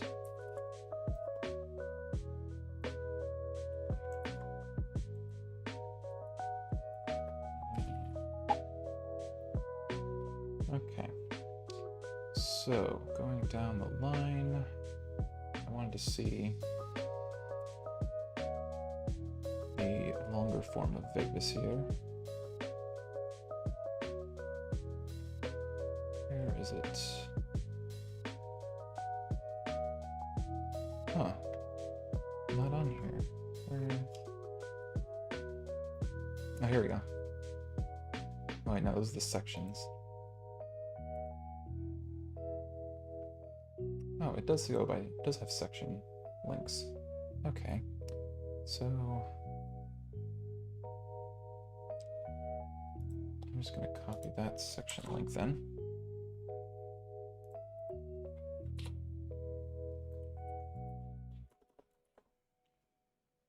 And then I had one for vagueness here.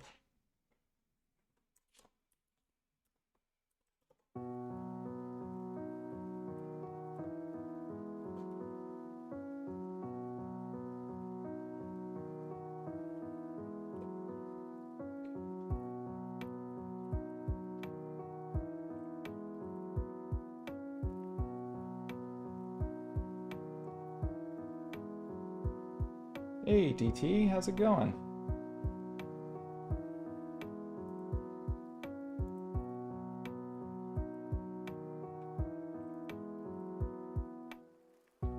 Note time. Note time. Trying to find something.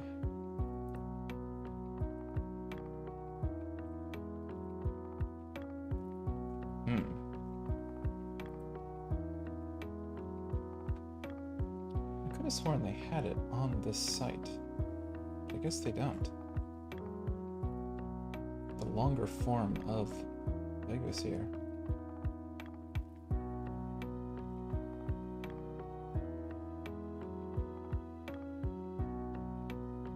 So DT, how's the stock investing going right now? All my friends on Facebook are just freaking out about it right now.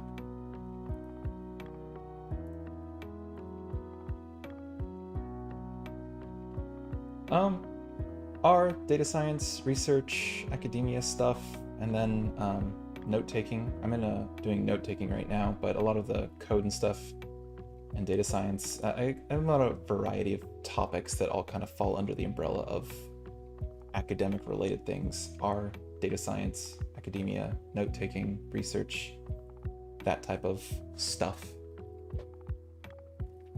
I actually want to get more into web development. I really want to get into JavaScript and actually make some products, like not like something to sell, but like I have some ideas of things I want to make with JavaScript. So I'm among the myriad of a million of things that I have to do or want to do. I want to learn more JavaScript. So I actually have CodeStacker's roadmap, and I want to actually get through that. Like I have his roadmap here, that if I turn it into the mind map, it's being angry. But the mind map for the JavaScript roadmap is I want to work through that entire roadmap to get really into JavaScript. Jamie's going great. It's been insane.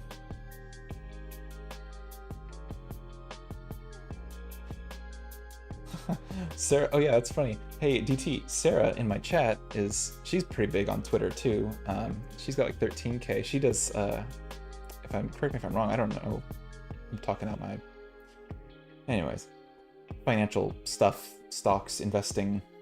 I don't really know too much. I know enough to know to invest, but do I work in data science or is it something I'm just learning? I work for the California state government, and I'm a research data specialist now. I just promoted. I'm not really like hardcore data science. Like I'm not using like hardcore statistics and building models and all that stuff. I'm more of what you might refer to as a data engineer. I'm setting up like data pipelines, processing data, preparing it, making reports on it, but we don't really do a lot of like high intensity modeling and data science the way it's typically thrown around, because there's not really the need for that kind of firepower in public sector government in a lot of places that I've been.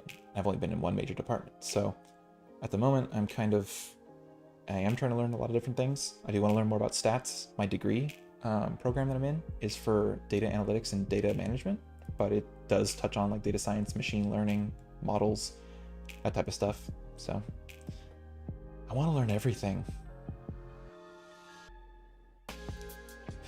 GME to the moon. React.js is cool.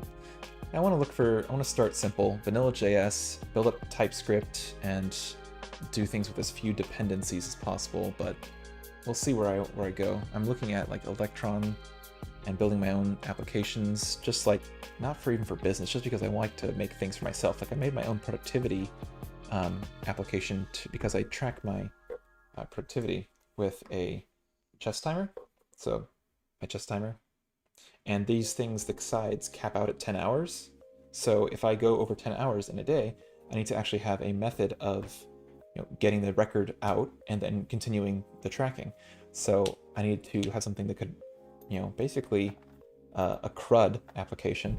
So I could modify a CSV of records and maybe do some charts of that. So I wrote it in Python, and I had I wrote it in tkinter. So if I actually run my application, I made this on stream too, completely on stream. So this will actually run my Python application, and it's just a little productivity app, my little chess timer, and I can add my new productivity records, and if it's the same day, it'll say that day, or I could change the day. I can update the times, and then it actually builds a chart for me of this. So this is kind of what I did on one of my streams. So that way I could track my productivity. But I want to do things with JavaScript just because there's so much you can do with JS and just web apps and websites, and pretty much everything is in JavaScript these days, so I don't want to learn that. Sarah, I would love to get more into Python and data science. My job is futures trader, and Python would be great for backtesting. Yeah, Python here is the thing in data science these days for scaling. I love R though. R is definitely weird though, but so is JavaScript, so. I have a student in a bootcamp I'm teaching at outside of my day job that is obsessed with data science and wants to go that path. Think you could give him like 15 minutes for a chat?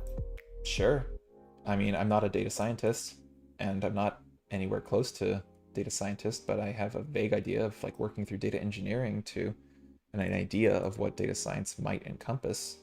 But I mean, if they're interested in talking to me, that's fine. Yeah. Friendly Llama, have I ever tried using Toggle? No. I looked at it, but honestly, I can't use things that are overly complex or have a lot of options and features because I will get lost in them and end up being so obsessed with the features of a thing instead of actually using it, which the whole point of a tool is to use it, so. Hashtag ADHD.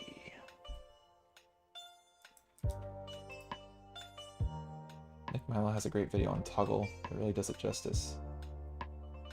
Nick did a video on Toggle? I don't remember him doing a video on Toggle.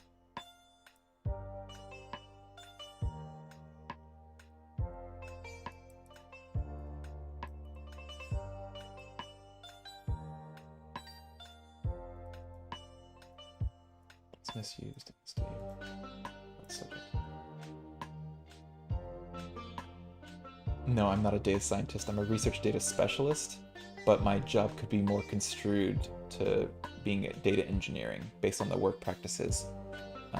Normally you have to have a higher degree in my line of work in government to basically be trusted with doing models and hardcore stats, but I am a Lean Six Sigma green belt, so I have had some stats training in a business context, and I have like a basic stats class, but I definitely want to learn more about statistics. It's on my long-term roadmap.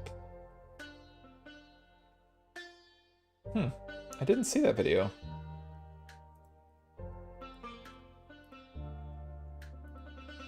I know some people have definitely recommended Toggle.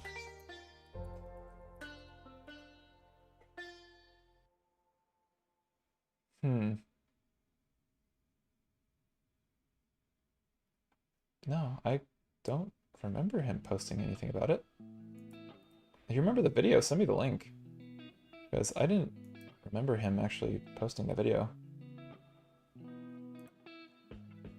Toggle, toggle. How to outline? No?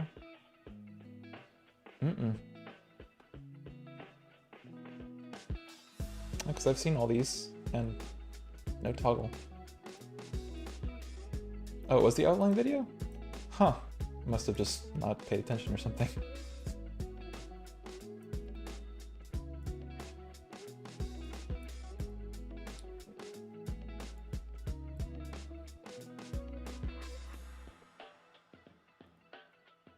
Okay, it's this one. The bear stays on him will not meet with mishap anywhere on sea or land.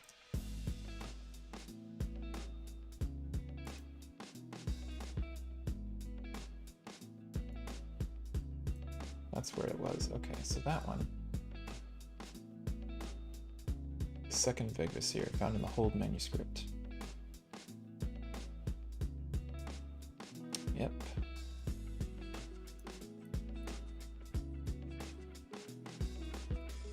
So we're going to move that to Vigvisir.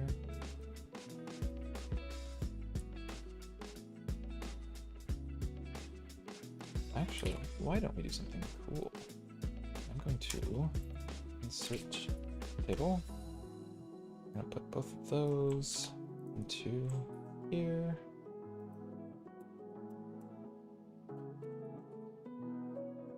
And that one to there. There we go. Perfect.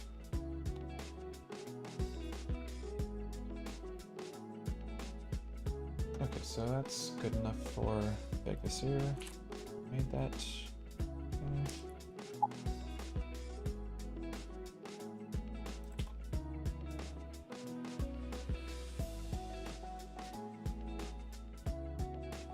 So this one.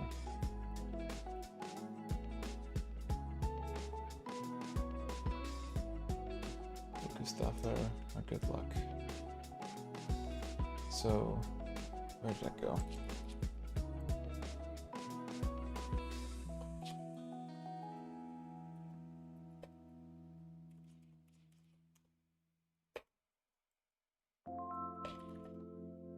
For good luck. Prevent one from befalling the bear.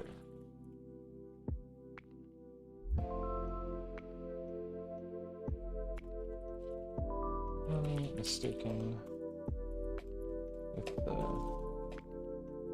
long form second Vigvisir. Due to a printing error in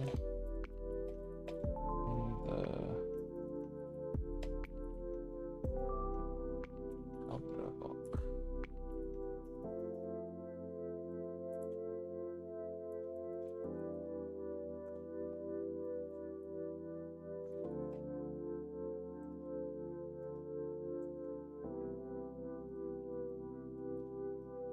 It's actually the Golden book. Okay.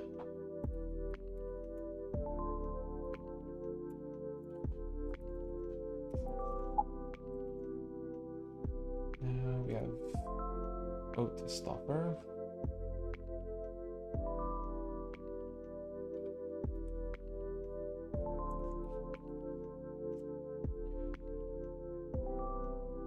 Figure I might as well just make a lot of these notes on this because I still need to reread all of my books on Norse culture, history, religion, and all of the older texts from Snorri Sturluson. So I figure I might as well just get these out here because they're going to be updated a lot.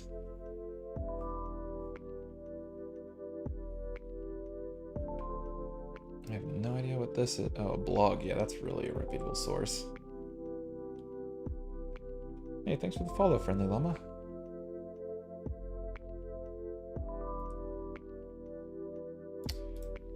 Oh, yes. Here we go. And then we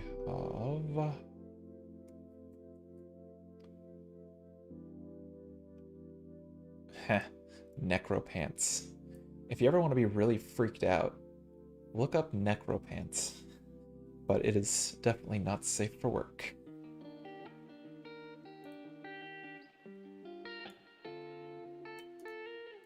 This one is... Okay, so this one is actually Skelkunarstaffer instead of Otastaffer. So...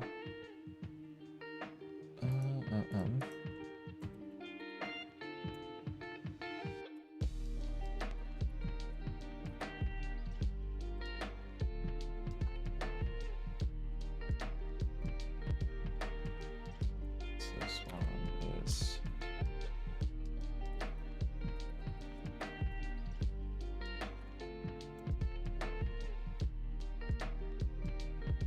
Gonna... Oh my gosh. Stupid webcam always goes blurry. These pants, if you do that, oh my gosh, that's gonna be hella funny. Oh.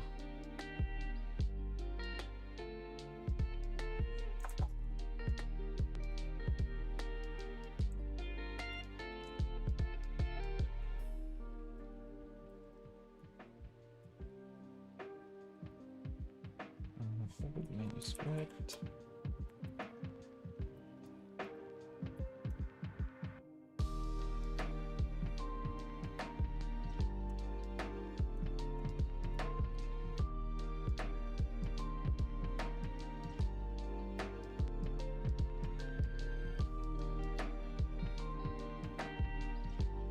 Yep.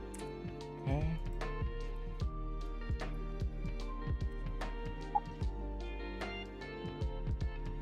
Then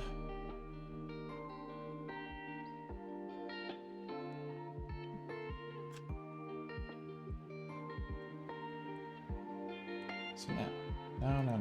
We are getting through some stuff.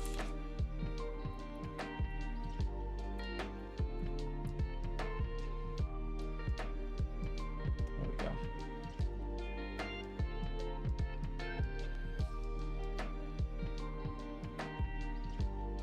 Okay, so we got anglicized. If I ever see this in a text, I need to make sure I have these as aliases so I can use the anglicized versions.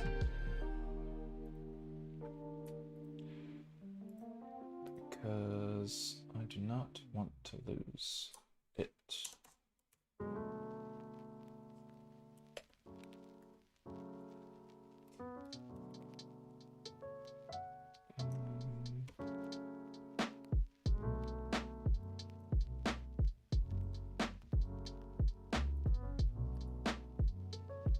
There we go.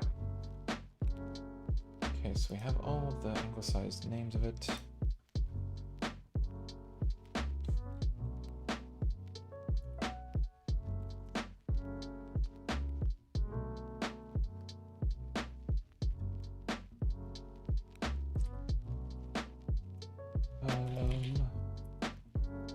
Viking Age. Definitely related to Odin. I don't even have a page on Odin. Damn.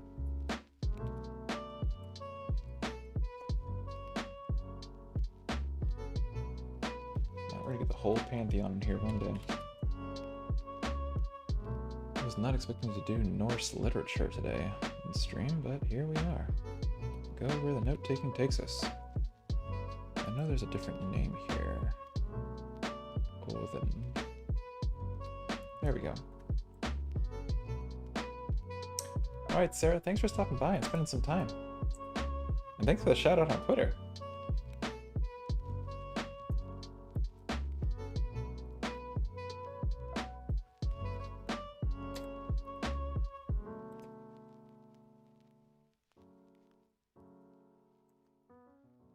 So, Odin.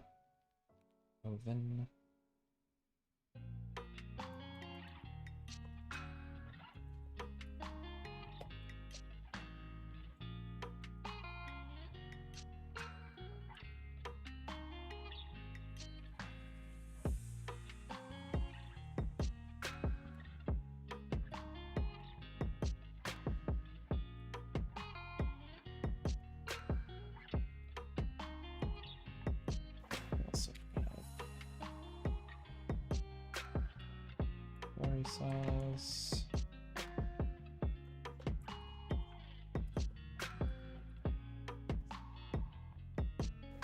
Memory size, that's why.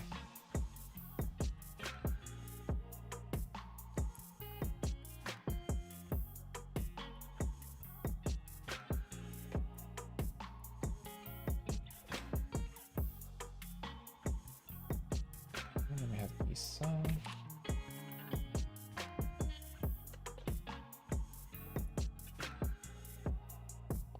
And all these.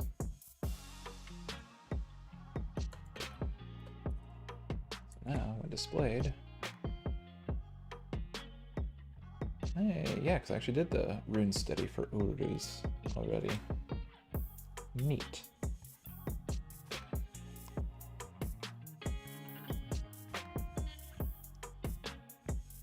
Okay. Rune poems and everything. Wait, that shouldn't be Urus.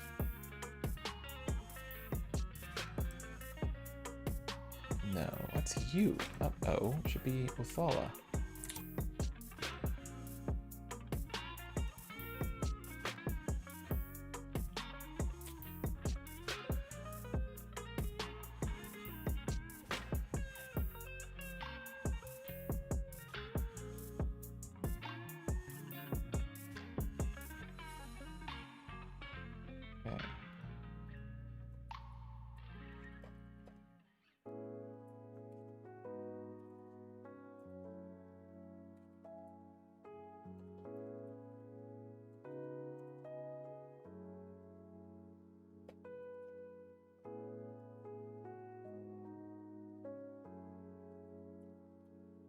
Okay. Father of Thor.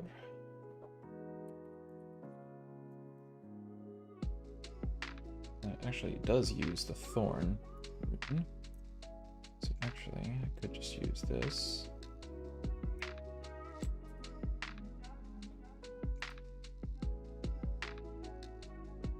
Actually, I can only use that.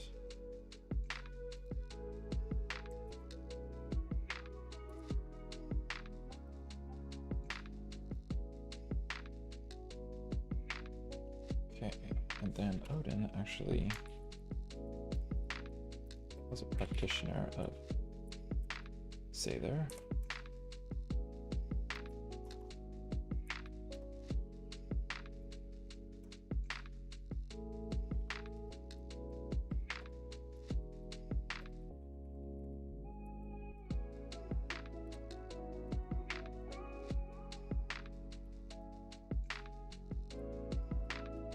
Husband to Frigg, and then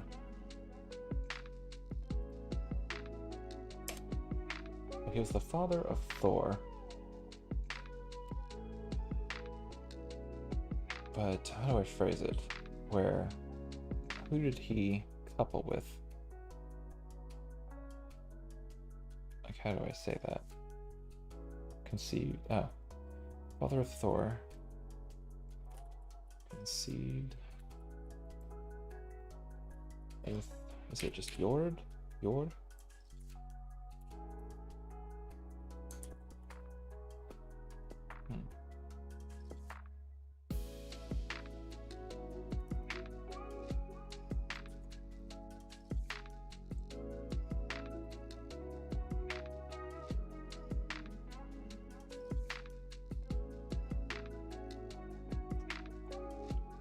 So let us also get his other names.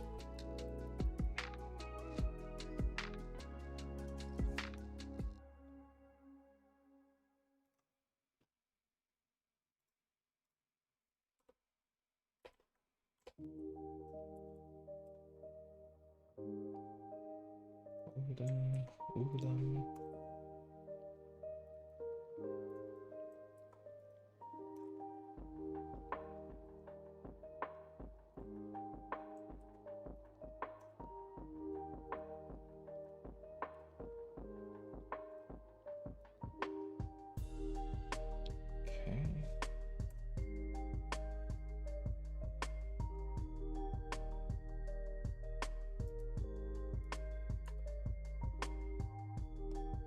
Dutch is that. Old German is that. Ultimately stemming from the Proto-Germanic. DNM. I'm not quite sure what that is.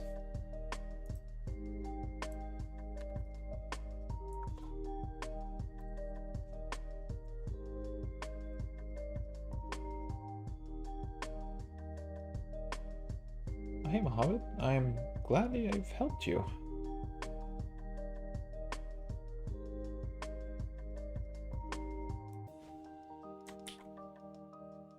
Leader of the possessed.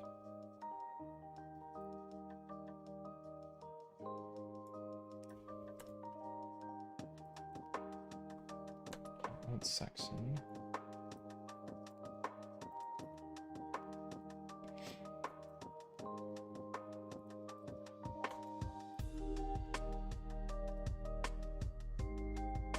Old High German.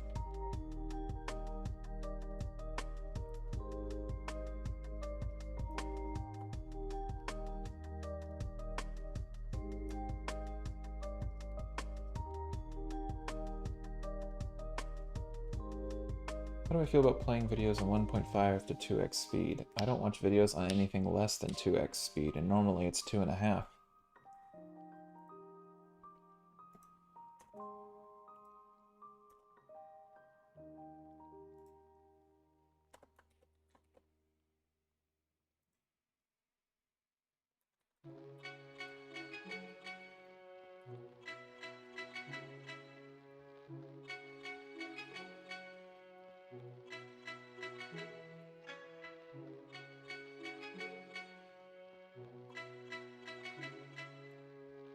Okay, I'll need 2.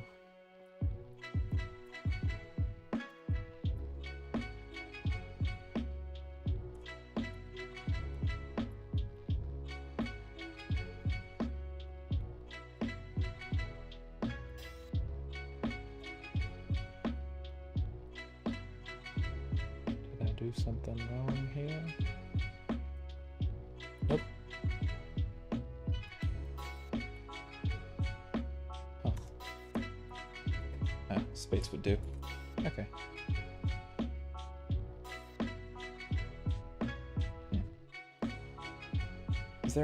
Isn't there an argument that you retain less and are able to notice less on that speed?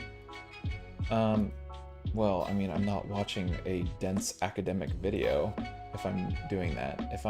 When I say I'm watching videos on that speed, it's usually not like for note taking. It's like if I'm watching anything else for any other purpose. But I mean, even like stuff for my school, some of that technical content, I will still have it faster than 1x. Maybe not 2x, but usually, actually, yeah. For my CompTIA certification, for the first part of A+, I had all the videos on 2x speed. I need that speed of input. It's what works best for me.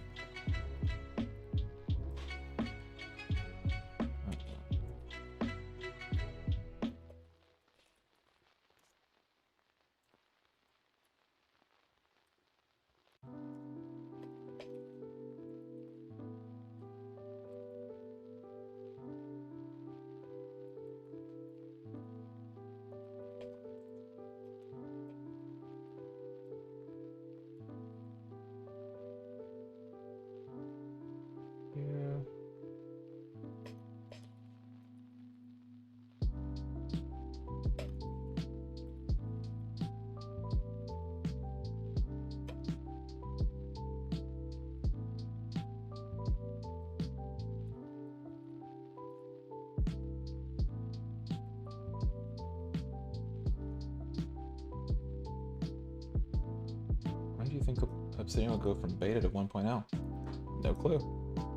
I'm not one of the developers. I have no idea, to be honest.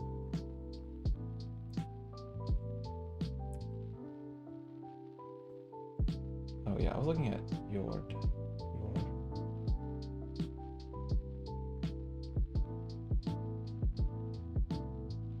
There it is.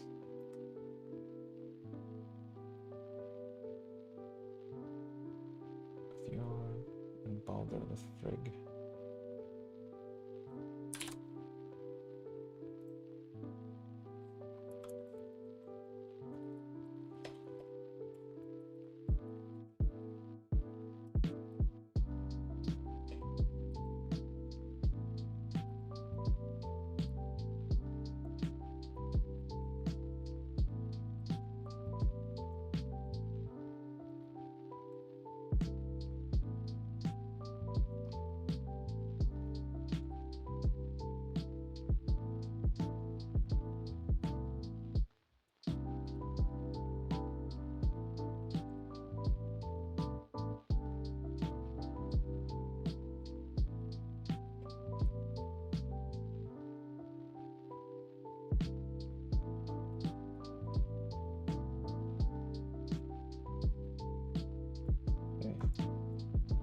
One of the hardest parts of all these notes is trying to get all of the aliases, because some of these characters are hard to type, and I don't want to search them by the note names. It makes it very difficult.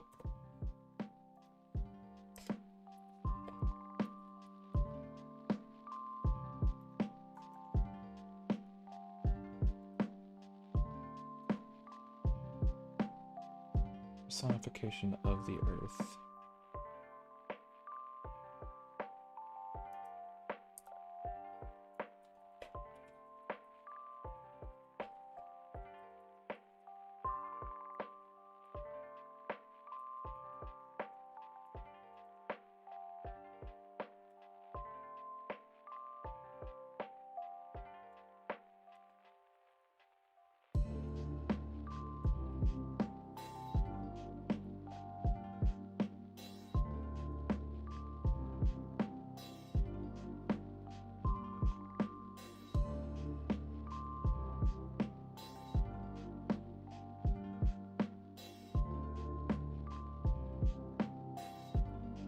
Okay, lots and lots of metadata.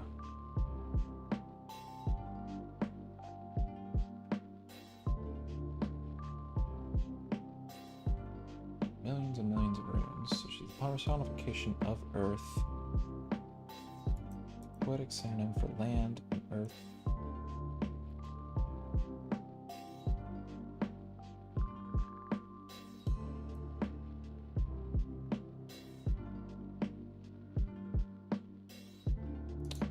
So she's got several kennings.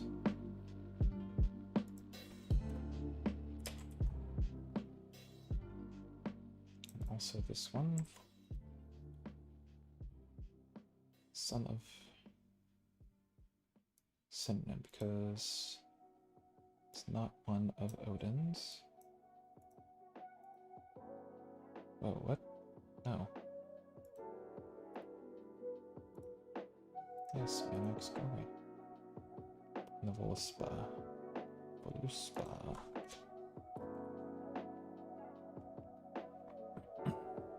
See, this is actually really interesting.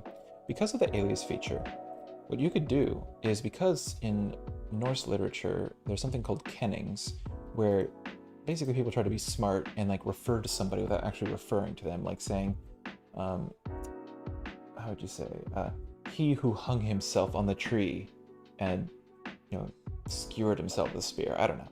I mean, they're obviously referring to Odin in that context, but they don't say that. They say some other name or refer to some deed as like the person who carried this out. So you kind of have to know context, and so it enriches the telling of the story, because you have to figure out and connect, oh yes, the individual who did that act, that's that person.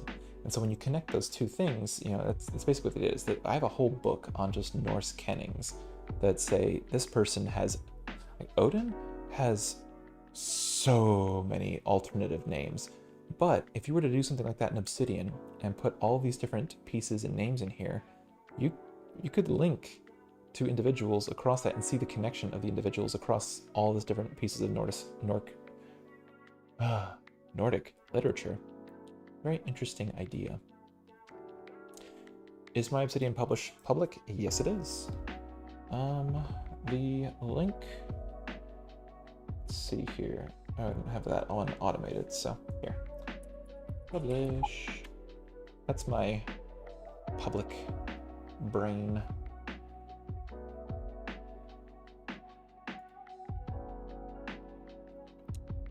Max, hey, how's it going?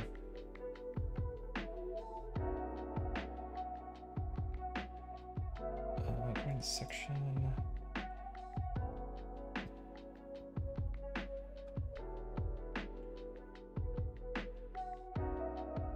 So she called Notice about that.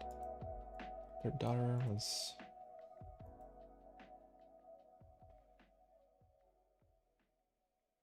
A daughter called Night. So Night married Anar, and there. Okay.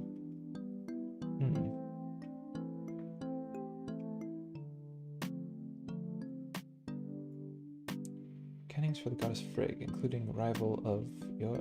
yeah, because Odin slept around like Zeus. Rind, Gunlod, Gerd. Access to my second brain, spooky? Not really.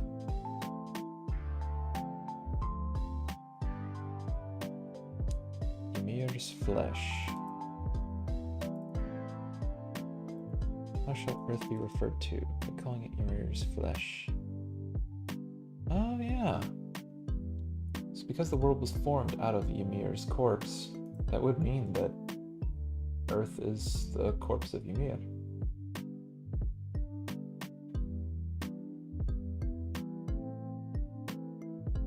My client's employee made 10 years ago. It's about as fun as you're guessing. I sympathize and empathize with your struggles.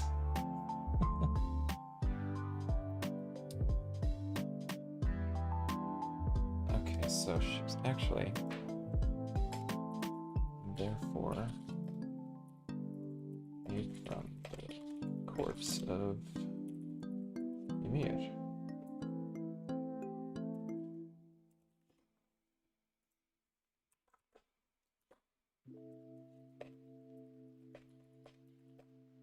Oh god, what was the name of that frickin' cow?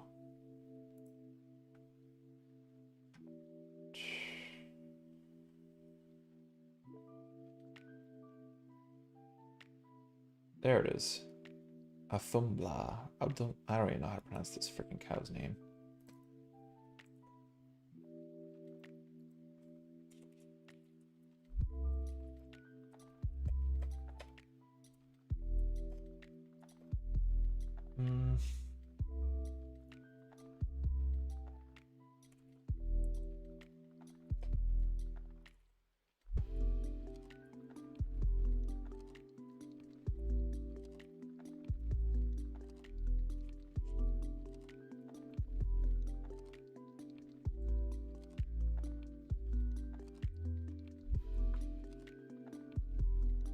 Oh lordy, so many aliases and kennings.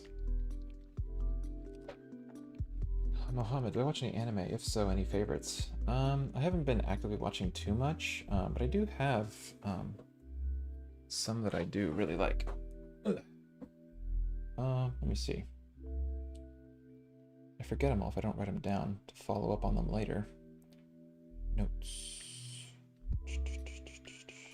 Let's see here. Lists. Come on, where do I keep this thing? Okay. Anime. I like pretty much the entire Dragon Ball Z universe. I thought Dimension W was pretty neat, but it's not like a favorite. Boku no Hero Academia, I really, really like. One Punch Man, I really like. Anything Baki the Grappler. Berserk. I really am enjoying, in a nerdy way, Tensei Shitara Slime Dataken, which is a really weird way of saying that time I was reincarnated as a slime, I think it is. Vinland Saga, I really, really like. Yeah. There's probably others, but like those are the ones I have on my list to follow up on. Max, imagine someone listened to a podcast that talked a bit about MongoDB and went, I could do that with no further research. Yeah, I just left a job where that was basically the whole approach to everything. The code quality made me want to die. Wiki1 is pretty boss, been using it since that one stream. Right? It is awesome.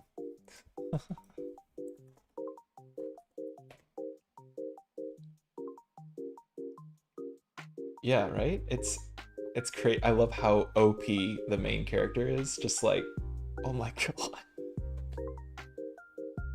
Primeval cow.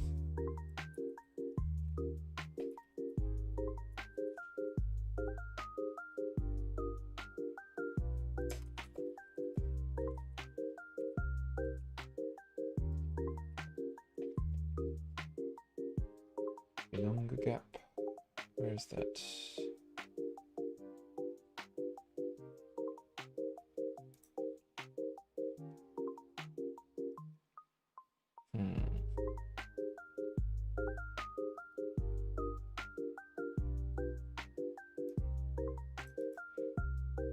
Wait, no, she didn't.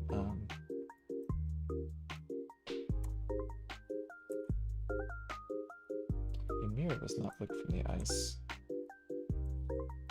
It was fed.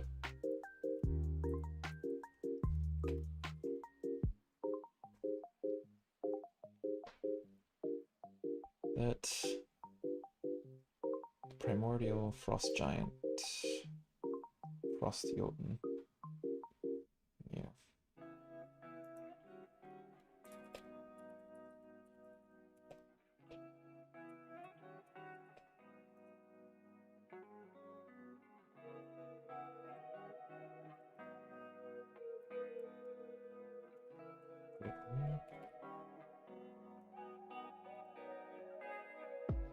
So, those are golds. Golds are gods. Man of Culture FS. Have you watched Attack on Titan?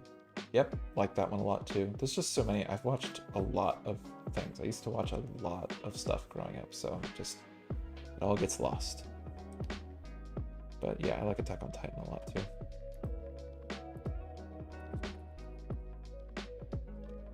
Gap.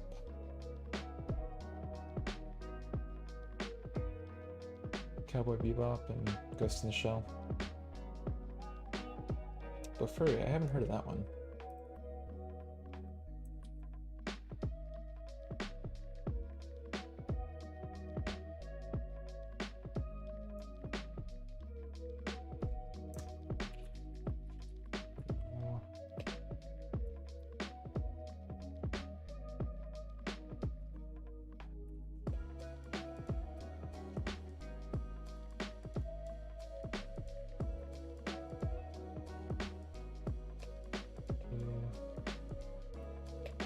Spread by Inonga Gap.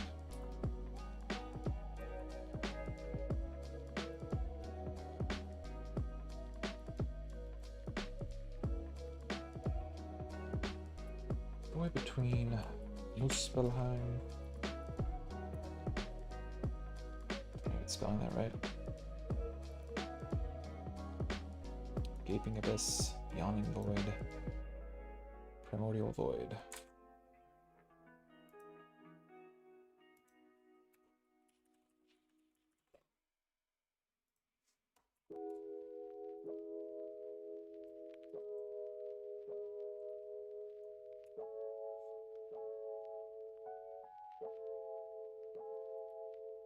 Huh, interesting. So I'll max out my defense.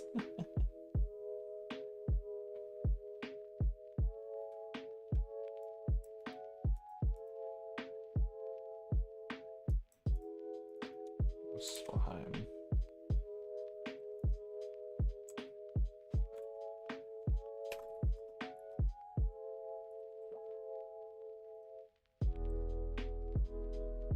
Muspello.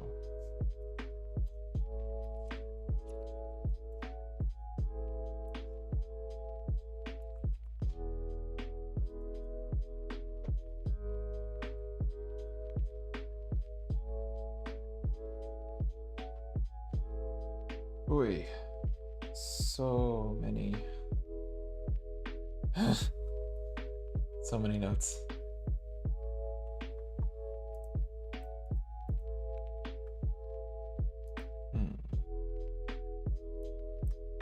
What the heck is up with that?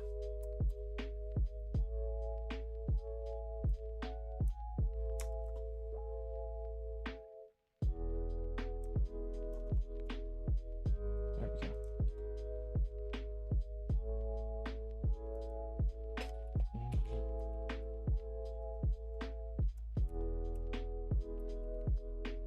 Oh, good.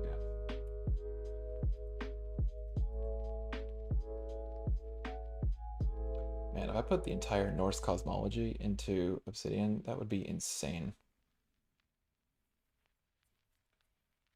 Yeah, you'd be surprised how pervasive a lot of Norse things are in the modern world, and even in just like completely unfamiliar or like weird contexts.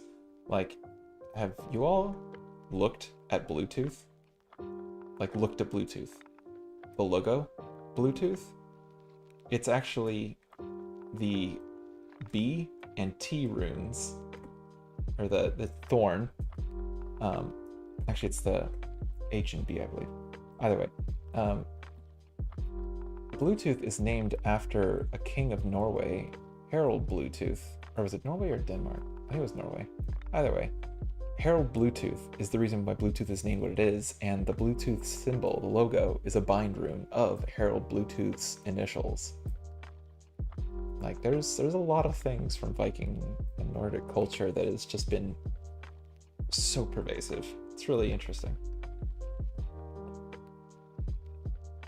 Like Lord of the Rings, all based off of a lot of things from Norse religion. The dwarves' runes are the Elder Futhark runes that I have here. These are all the dwarf runes. It's all based off of Elder Futhark.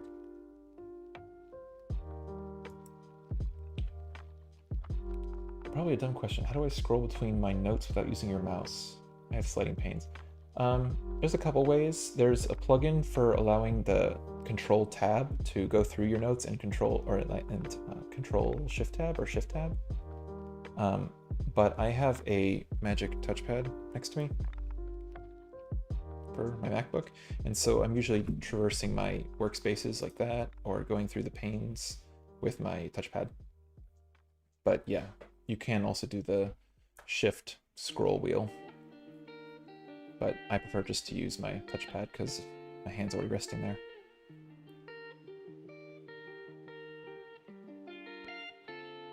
Yeah. And Vikings just got around. They got around for sure.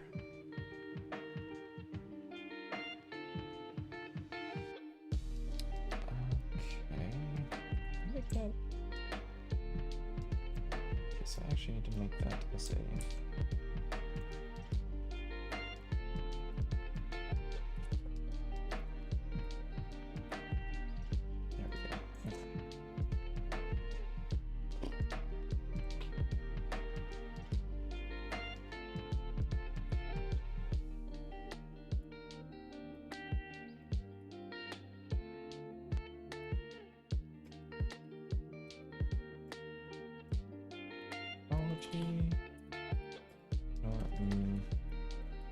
Norse cosmology.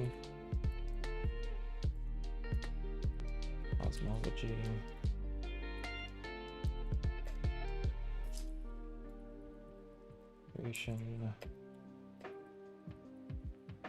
story.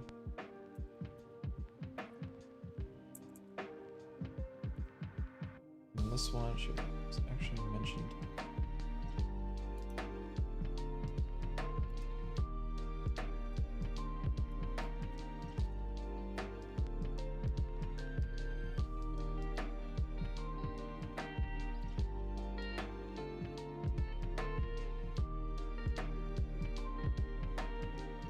Vikings take northern France, become Normans, then take Britain, become kings, and infect Old English with French. And if I remember correctly, didn't they practically annihilate most of the male population in Scotland? And isn't that why a lot of Scottish people have red hair? Because Thor was a redhead.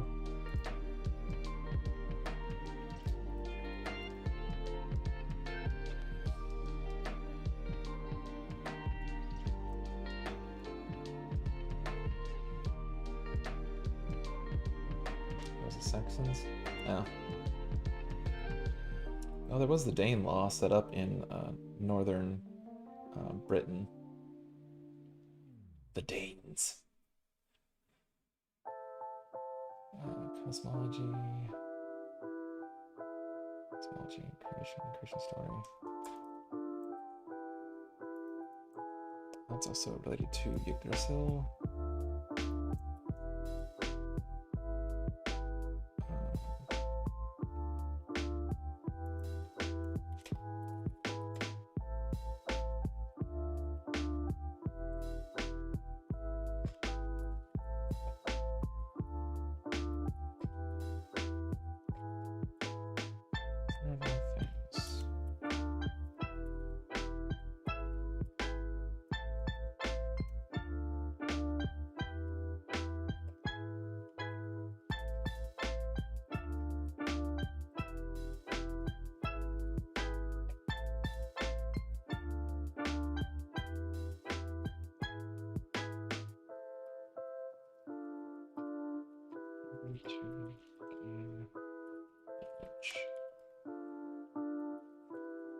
Result was the learning of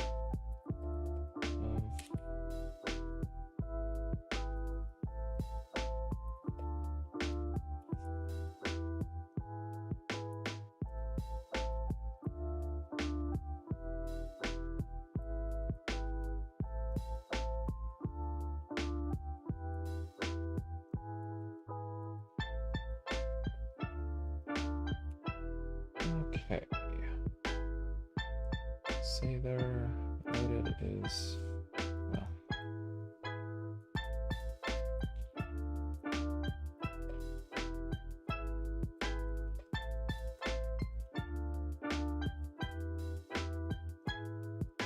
It was in, even though say there was considered a unmanly type of magic to perform, or magic in general was considered unmanly to perform, Odin didn't give a shit. He was like, I'm gonna be a boss. I'm gonna do all the things. Knowledge, power, wisdom. Unrelatedly, Irish folklore is super interesting. Both pretty heavily mutilated or culled by the dominant competition.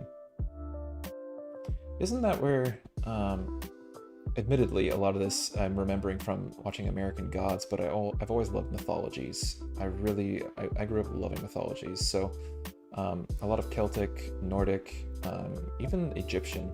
I love learning about mythology, so I'm not quite sure if Irish would also be like a lot of the emphasis on fairies, Ceranos, Tirnanog, or other things like that, or if that's just like older Scottish type of things. I'm not actually sure, but I do love mythologies.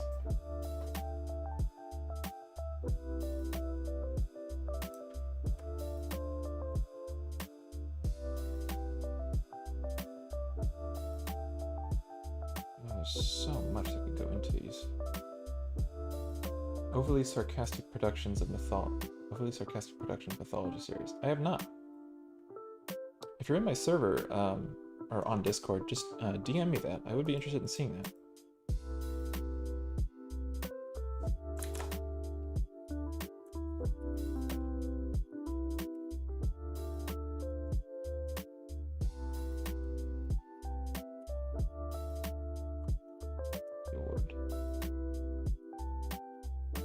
Checked out Karnik's video on YouTube. I have not. What is that about?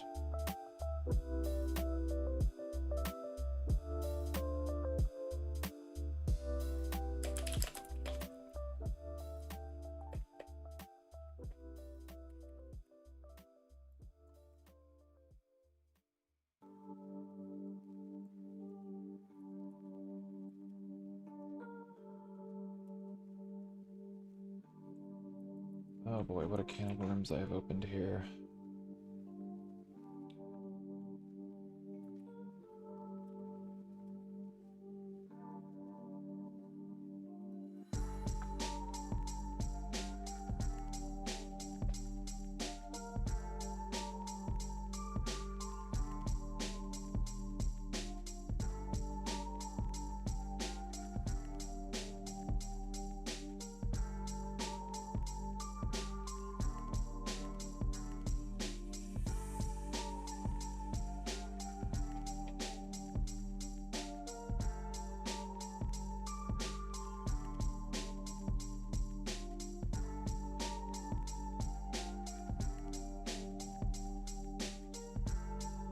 Musical blast from the past. Oh, yes. EFC, I do know what you're talking about. I have seen that video.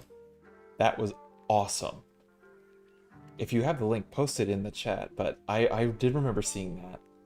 That was totally cool. Which reminds me, the Karnix is very similar to something I saw Einar Selvig from Vadruna play. The Bronze Age Horn. I forget the name of it.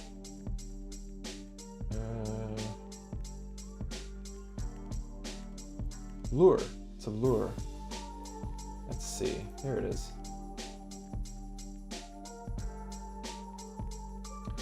Yeah, this thing. This one right here. The one at the end. This one. The Lures of the Bronze Age.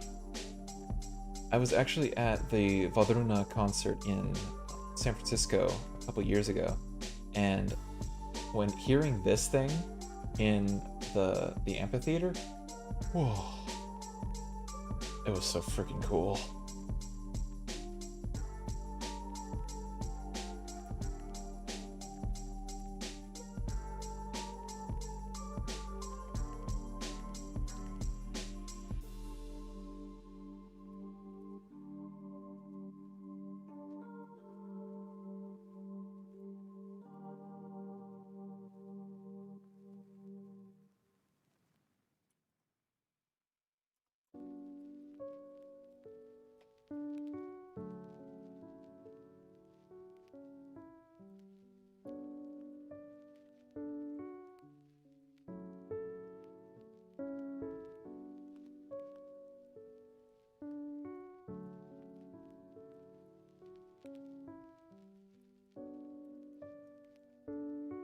I've unintentionally walked into a landmine of all of a sudden now I have all these interrelated notes of Norse mythology, cosmology, and... oh crap.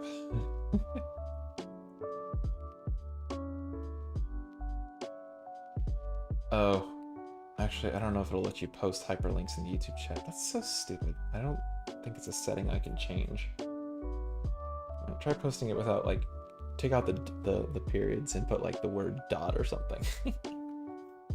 Ugh.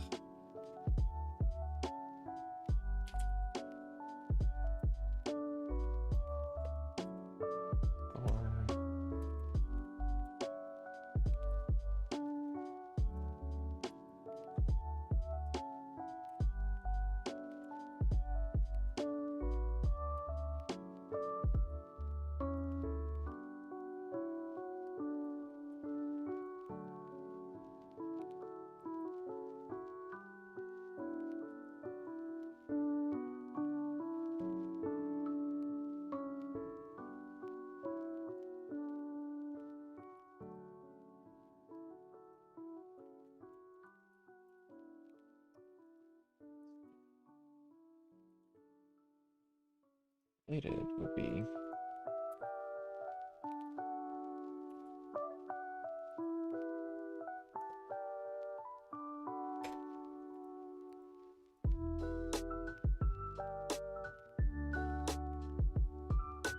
oh yeah, good idea, Max.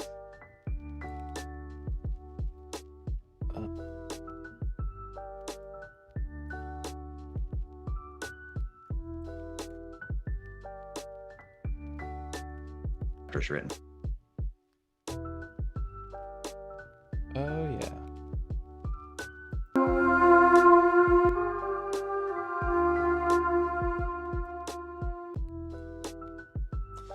Okay, I'm definitely listening to that later.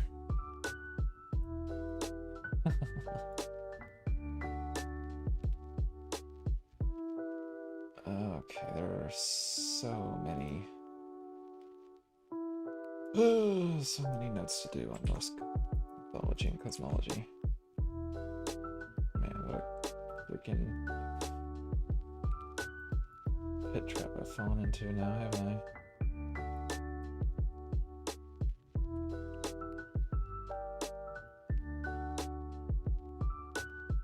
Oh, thanks, Max.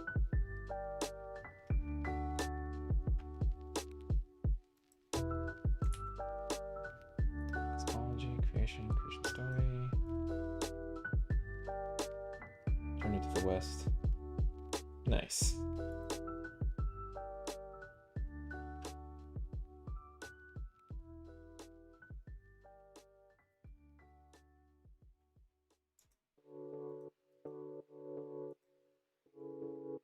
Well, these ones are linked to certain things.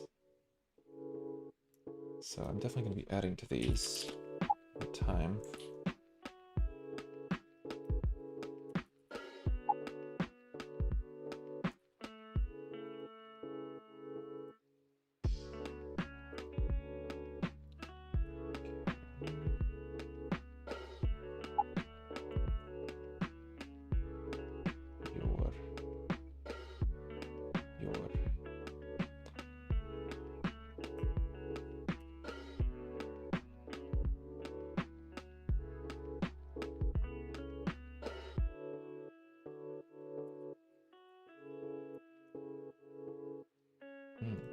I forgot to...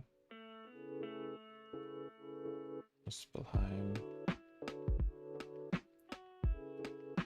Journey to the West is about 33% longer than Lord of the Rings. Dang!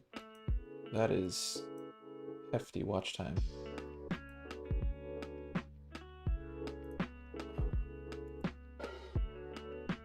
Muspel.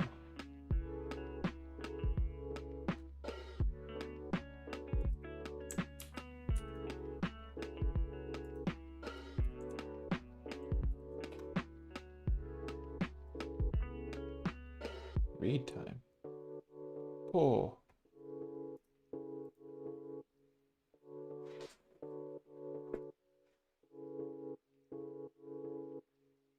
Got it by cert.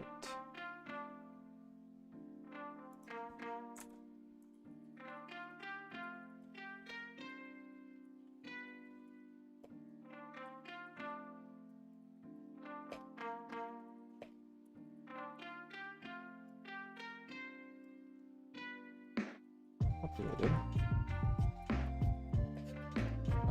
Fire. Giants or Jotun? Would you say a fire giant? Yeah, it says fire giants. I guess they just referred to Jotuns as Jotuns instead of giants. They explicitly say fire giants. Okay.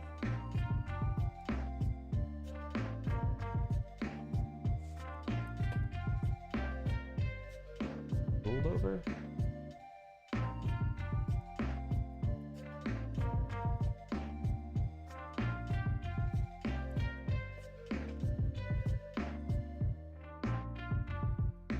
Sword. Holy crap, 1,800 pages. That is insane. I read Atlas Shrugged and that was like 1,100 and that... Oof.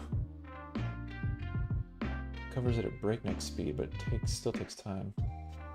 Two of three of my 5 favorite books are in Chinese and old. Dang, you can read Chinese?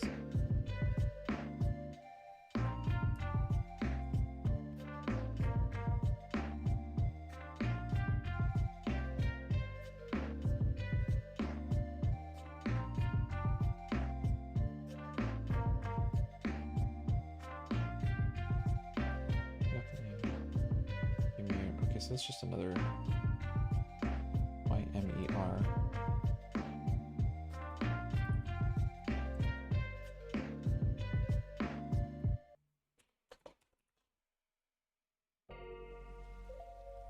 Dang, that's impressive.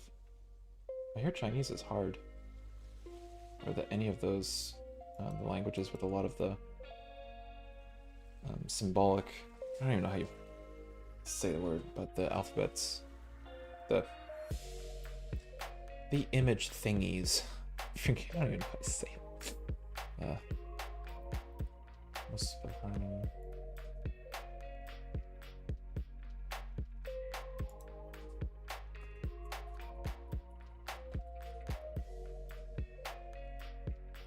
Sparks from Muspelheim.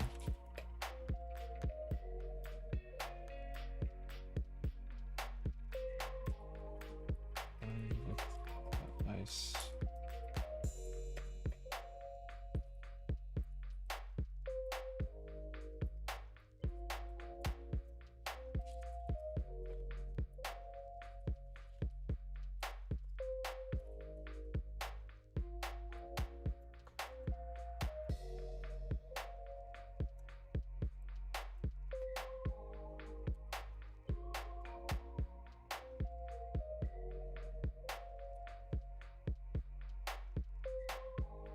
Comes very quickly when you're super into reading. Chinese characters are hard in a way, but if you use a good approach, they aren't as hard as many people think. I'm honestly having a blast myself with learning Norwegian. I think just deep diving, being interested in it, and immersion, you can pick up stuff pretty well. 3,000 characters in your first month and a half. Dang, 3,000. That's crazy.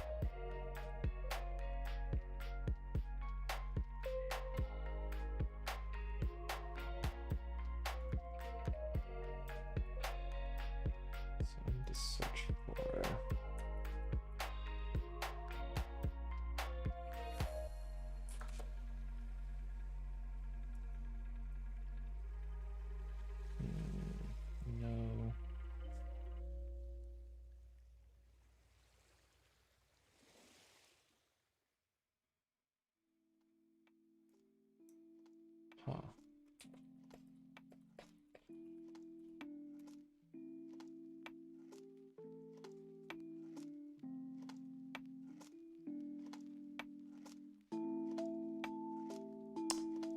It's Scotty's husband. Oh, it's Njord. Oh. But I thought Aegir was somebody else in Norse mythology.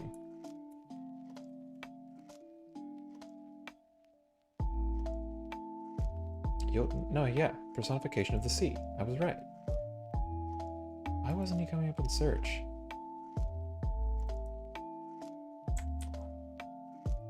Anglicize that.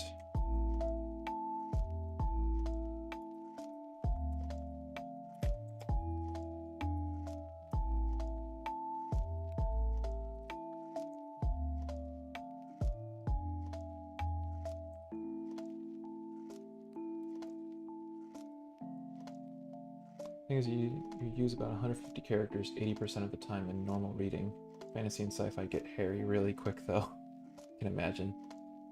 Most of the characters are made out of other characters you've already learned, but combined together into a new character with more total components. Interesting. There's like a system to it.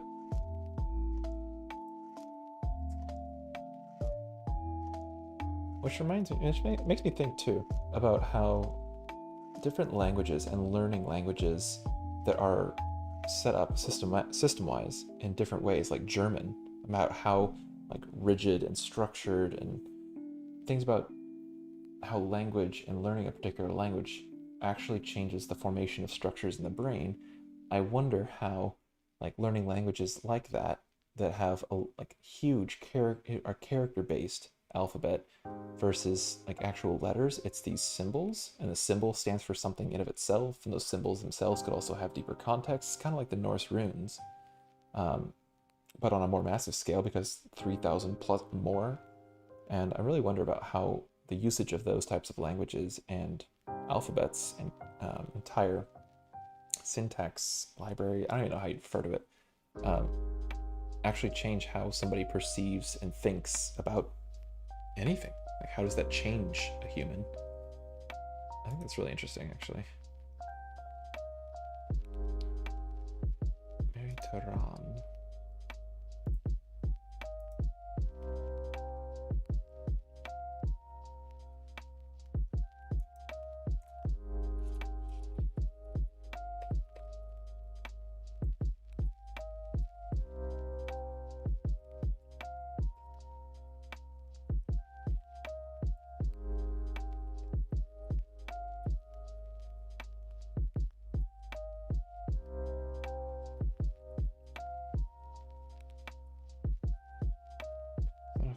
Of the sea.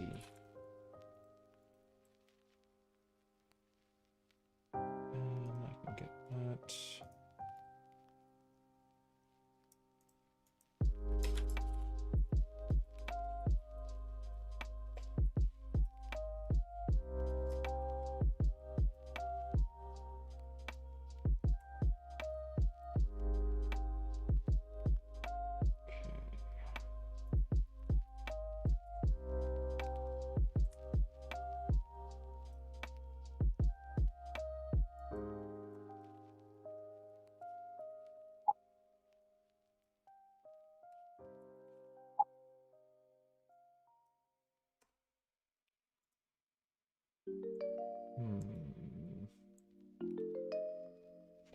I think the evolution of poetry in different languages might be useful to explore that. One thing Chinese history did better than any other history was to record itself. Word. As much of a trope as it is ancient Chinese wisdom, you know, that's one of the reasons what sucks about Nordic culture and history is that none of it was written down except for like some runestones, and so we gotta rely on Christian scholars looking through a Christian lens and having to potentially deal with the weight of that bias when it comes to the Norse culture and religion of the Vikings. And it really sucks for people who are heathen and working through the reconstructed religion that we have, because it's reconstructed. It was blown to pieces by Christianity, so And all the things we have are through the lenses of Christian scholars like Snorri Sturluson. So it really sucks, to be honest.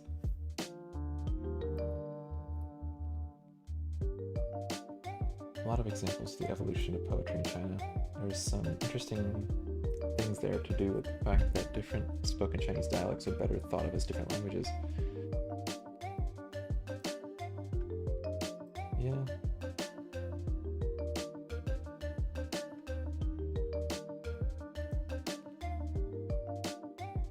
I wonder if it is actually considered from the Asir. I'm not sure.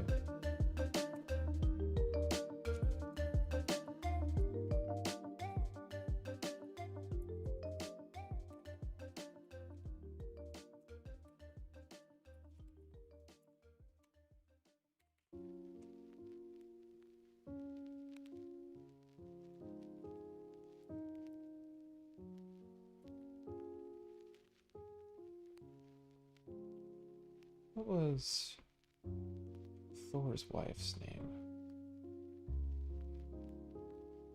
Forget her name. Sif. There's some interesting things there due to the fact that different. Oh yeah, I read that. Not to mention all of the Christian political rewriting of local religions as Christianity came to dominate that area. Yep. But thankfully, a lot of it survived because of Iceland, and they didn't convert. But even then, the nameless Norse religion was still a pretty private practice.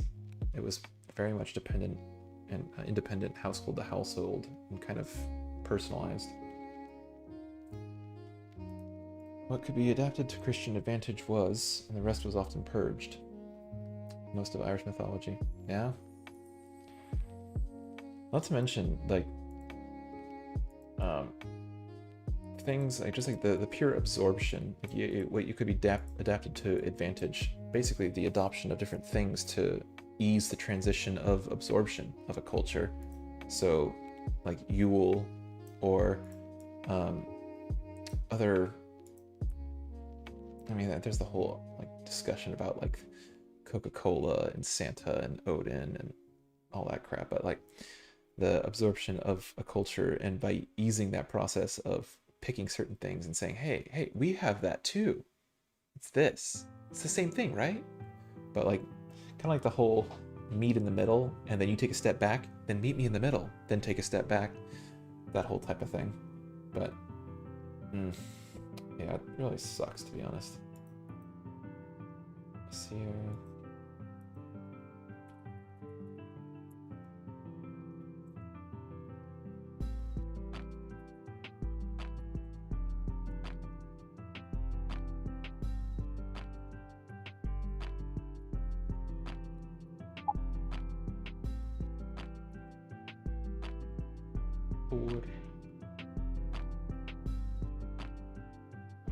Your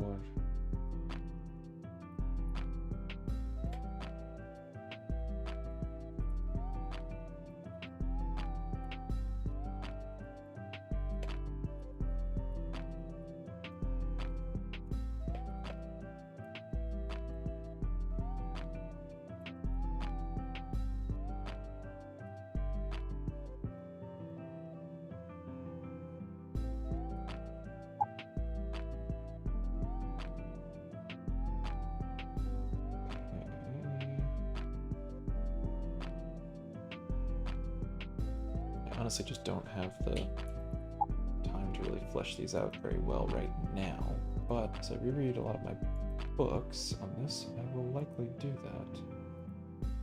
I'll actually put more into these.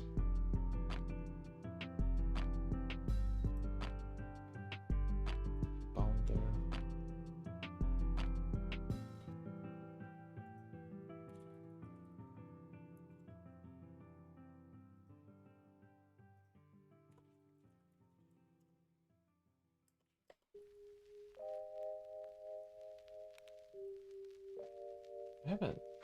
I was using the Neo4j plugin for Obsidian, and just the whole graph database stuff is interesting to me. I actually have a meeting with the editor the creator of the Codex application. Neo4j put a video out on his work, and I find it interesting. There's a lot around databases and data management stuff. Oh, the world is so vast. So many things I want to learn, things I want to do. This is why I wish I was immortal. I could just learn everything. I want to learn everything, but then I'd probably end up like, oh, speaking of anime, Castlevania. No, is it Castlevania? Yeah, Castlevania on Netflix with Dracula and all that. Oh, so good. I feel like I'd end up like the vampire guy, just so brilliant and intelligent and smart, knows all this stuff and science and living in a world full of like mud-dwelling peasant humans, and then you get so jaded and then you just blow up and implode. Oh man. This stuff got heavy quick.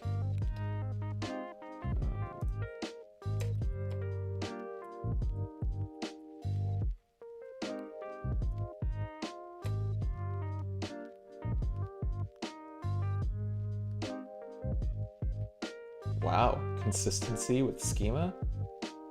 Yeah, that is legit impressive. People who can actually have consistency.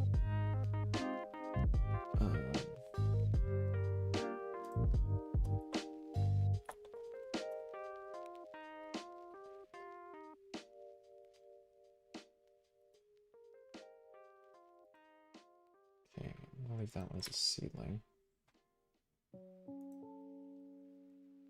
Leave that one as a seedling.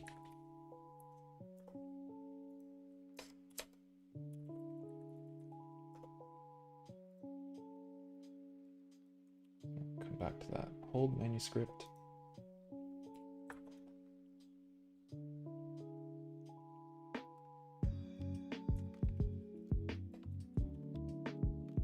%% of the database was duplicate data. Oh, good lord.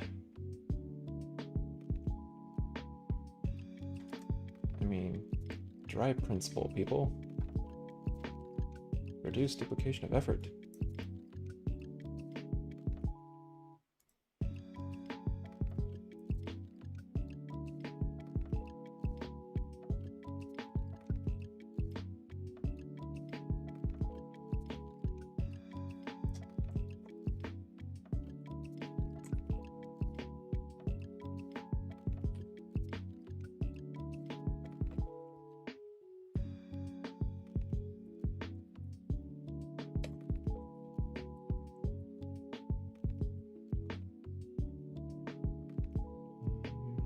This person.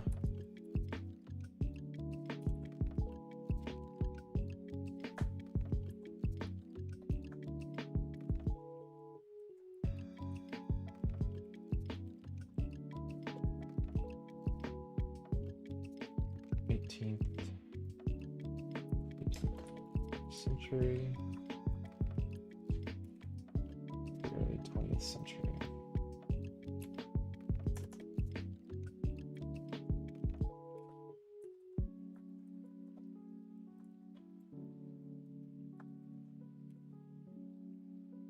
I'll take it. At least you didn't change things in special case crap like half the things I end up seeing. Word.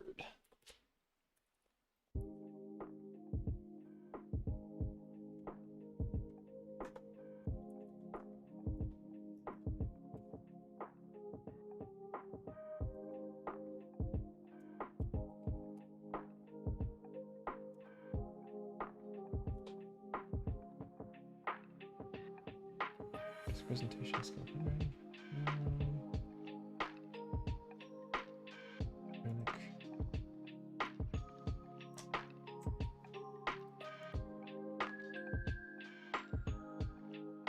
Stoffer. Staves.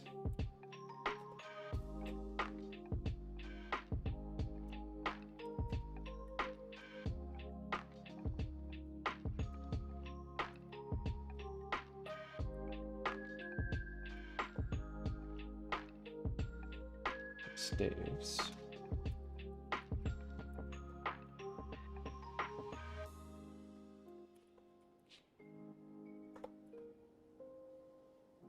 Bindrings.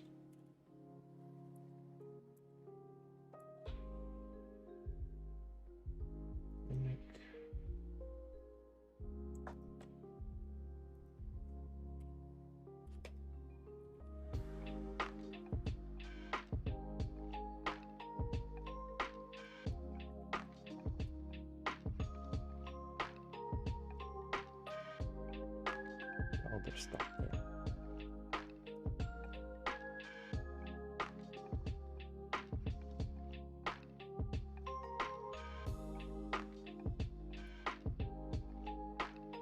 Oh, there.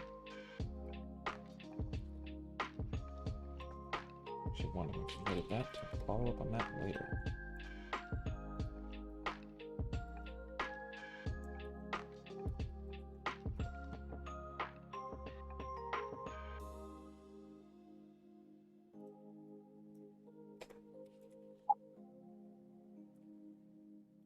Alright. Maybe I can knock out a chapter of my web novel and get it to the editor today. Right on. Oh, I'm over time for stream. I got a lot of these notes to do. I got my daily habits to do. Oh man, I still gotta do, I think, some flashcards. I still gotta study my Norwegian. I need to eat.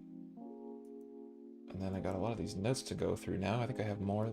I do have more than when I started the stream. Oh man, if I go to my Kanban board. Oh man, Kanban. Let's actually full screen this. Make this a workspace. Kanban. I think I have more well, it's about the same, isn't it? Oh, because I made a lot of those evergreen. But God, yes. I didn't really get too much done, did I? Oh well. It was fun. We had fun, didn't we? The vault grows. Wow. Yeah, we are growing. We are growing. Oh, there we go. That's what we were working on today. Goldristoffer and stave work. Helm of All. Heathenry. Hold manuscript.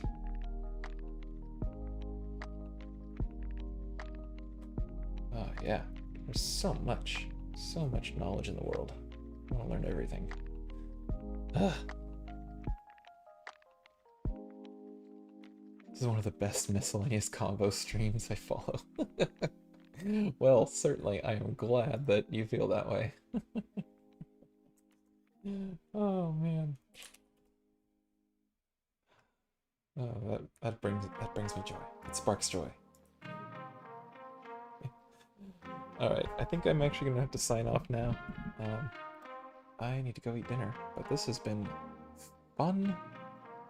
If not making my work harder, because now I have even more notes to flesh out, but this has been fun. Oh. And thank you everyone for joining us for tonight on the stream. Oh, since we actually have some people who are watching on Twitch, hey, let's actually raid somebody this time. I normally never get anybody on Twitch, so let's actually go raid somebody. Let's see. There's not too many people I follow online, and I like Aurora. She's pretty nice. Let's actually go raid Aurora. Raid.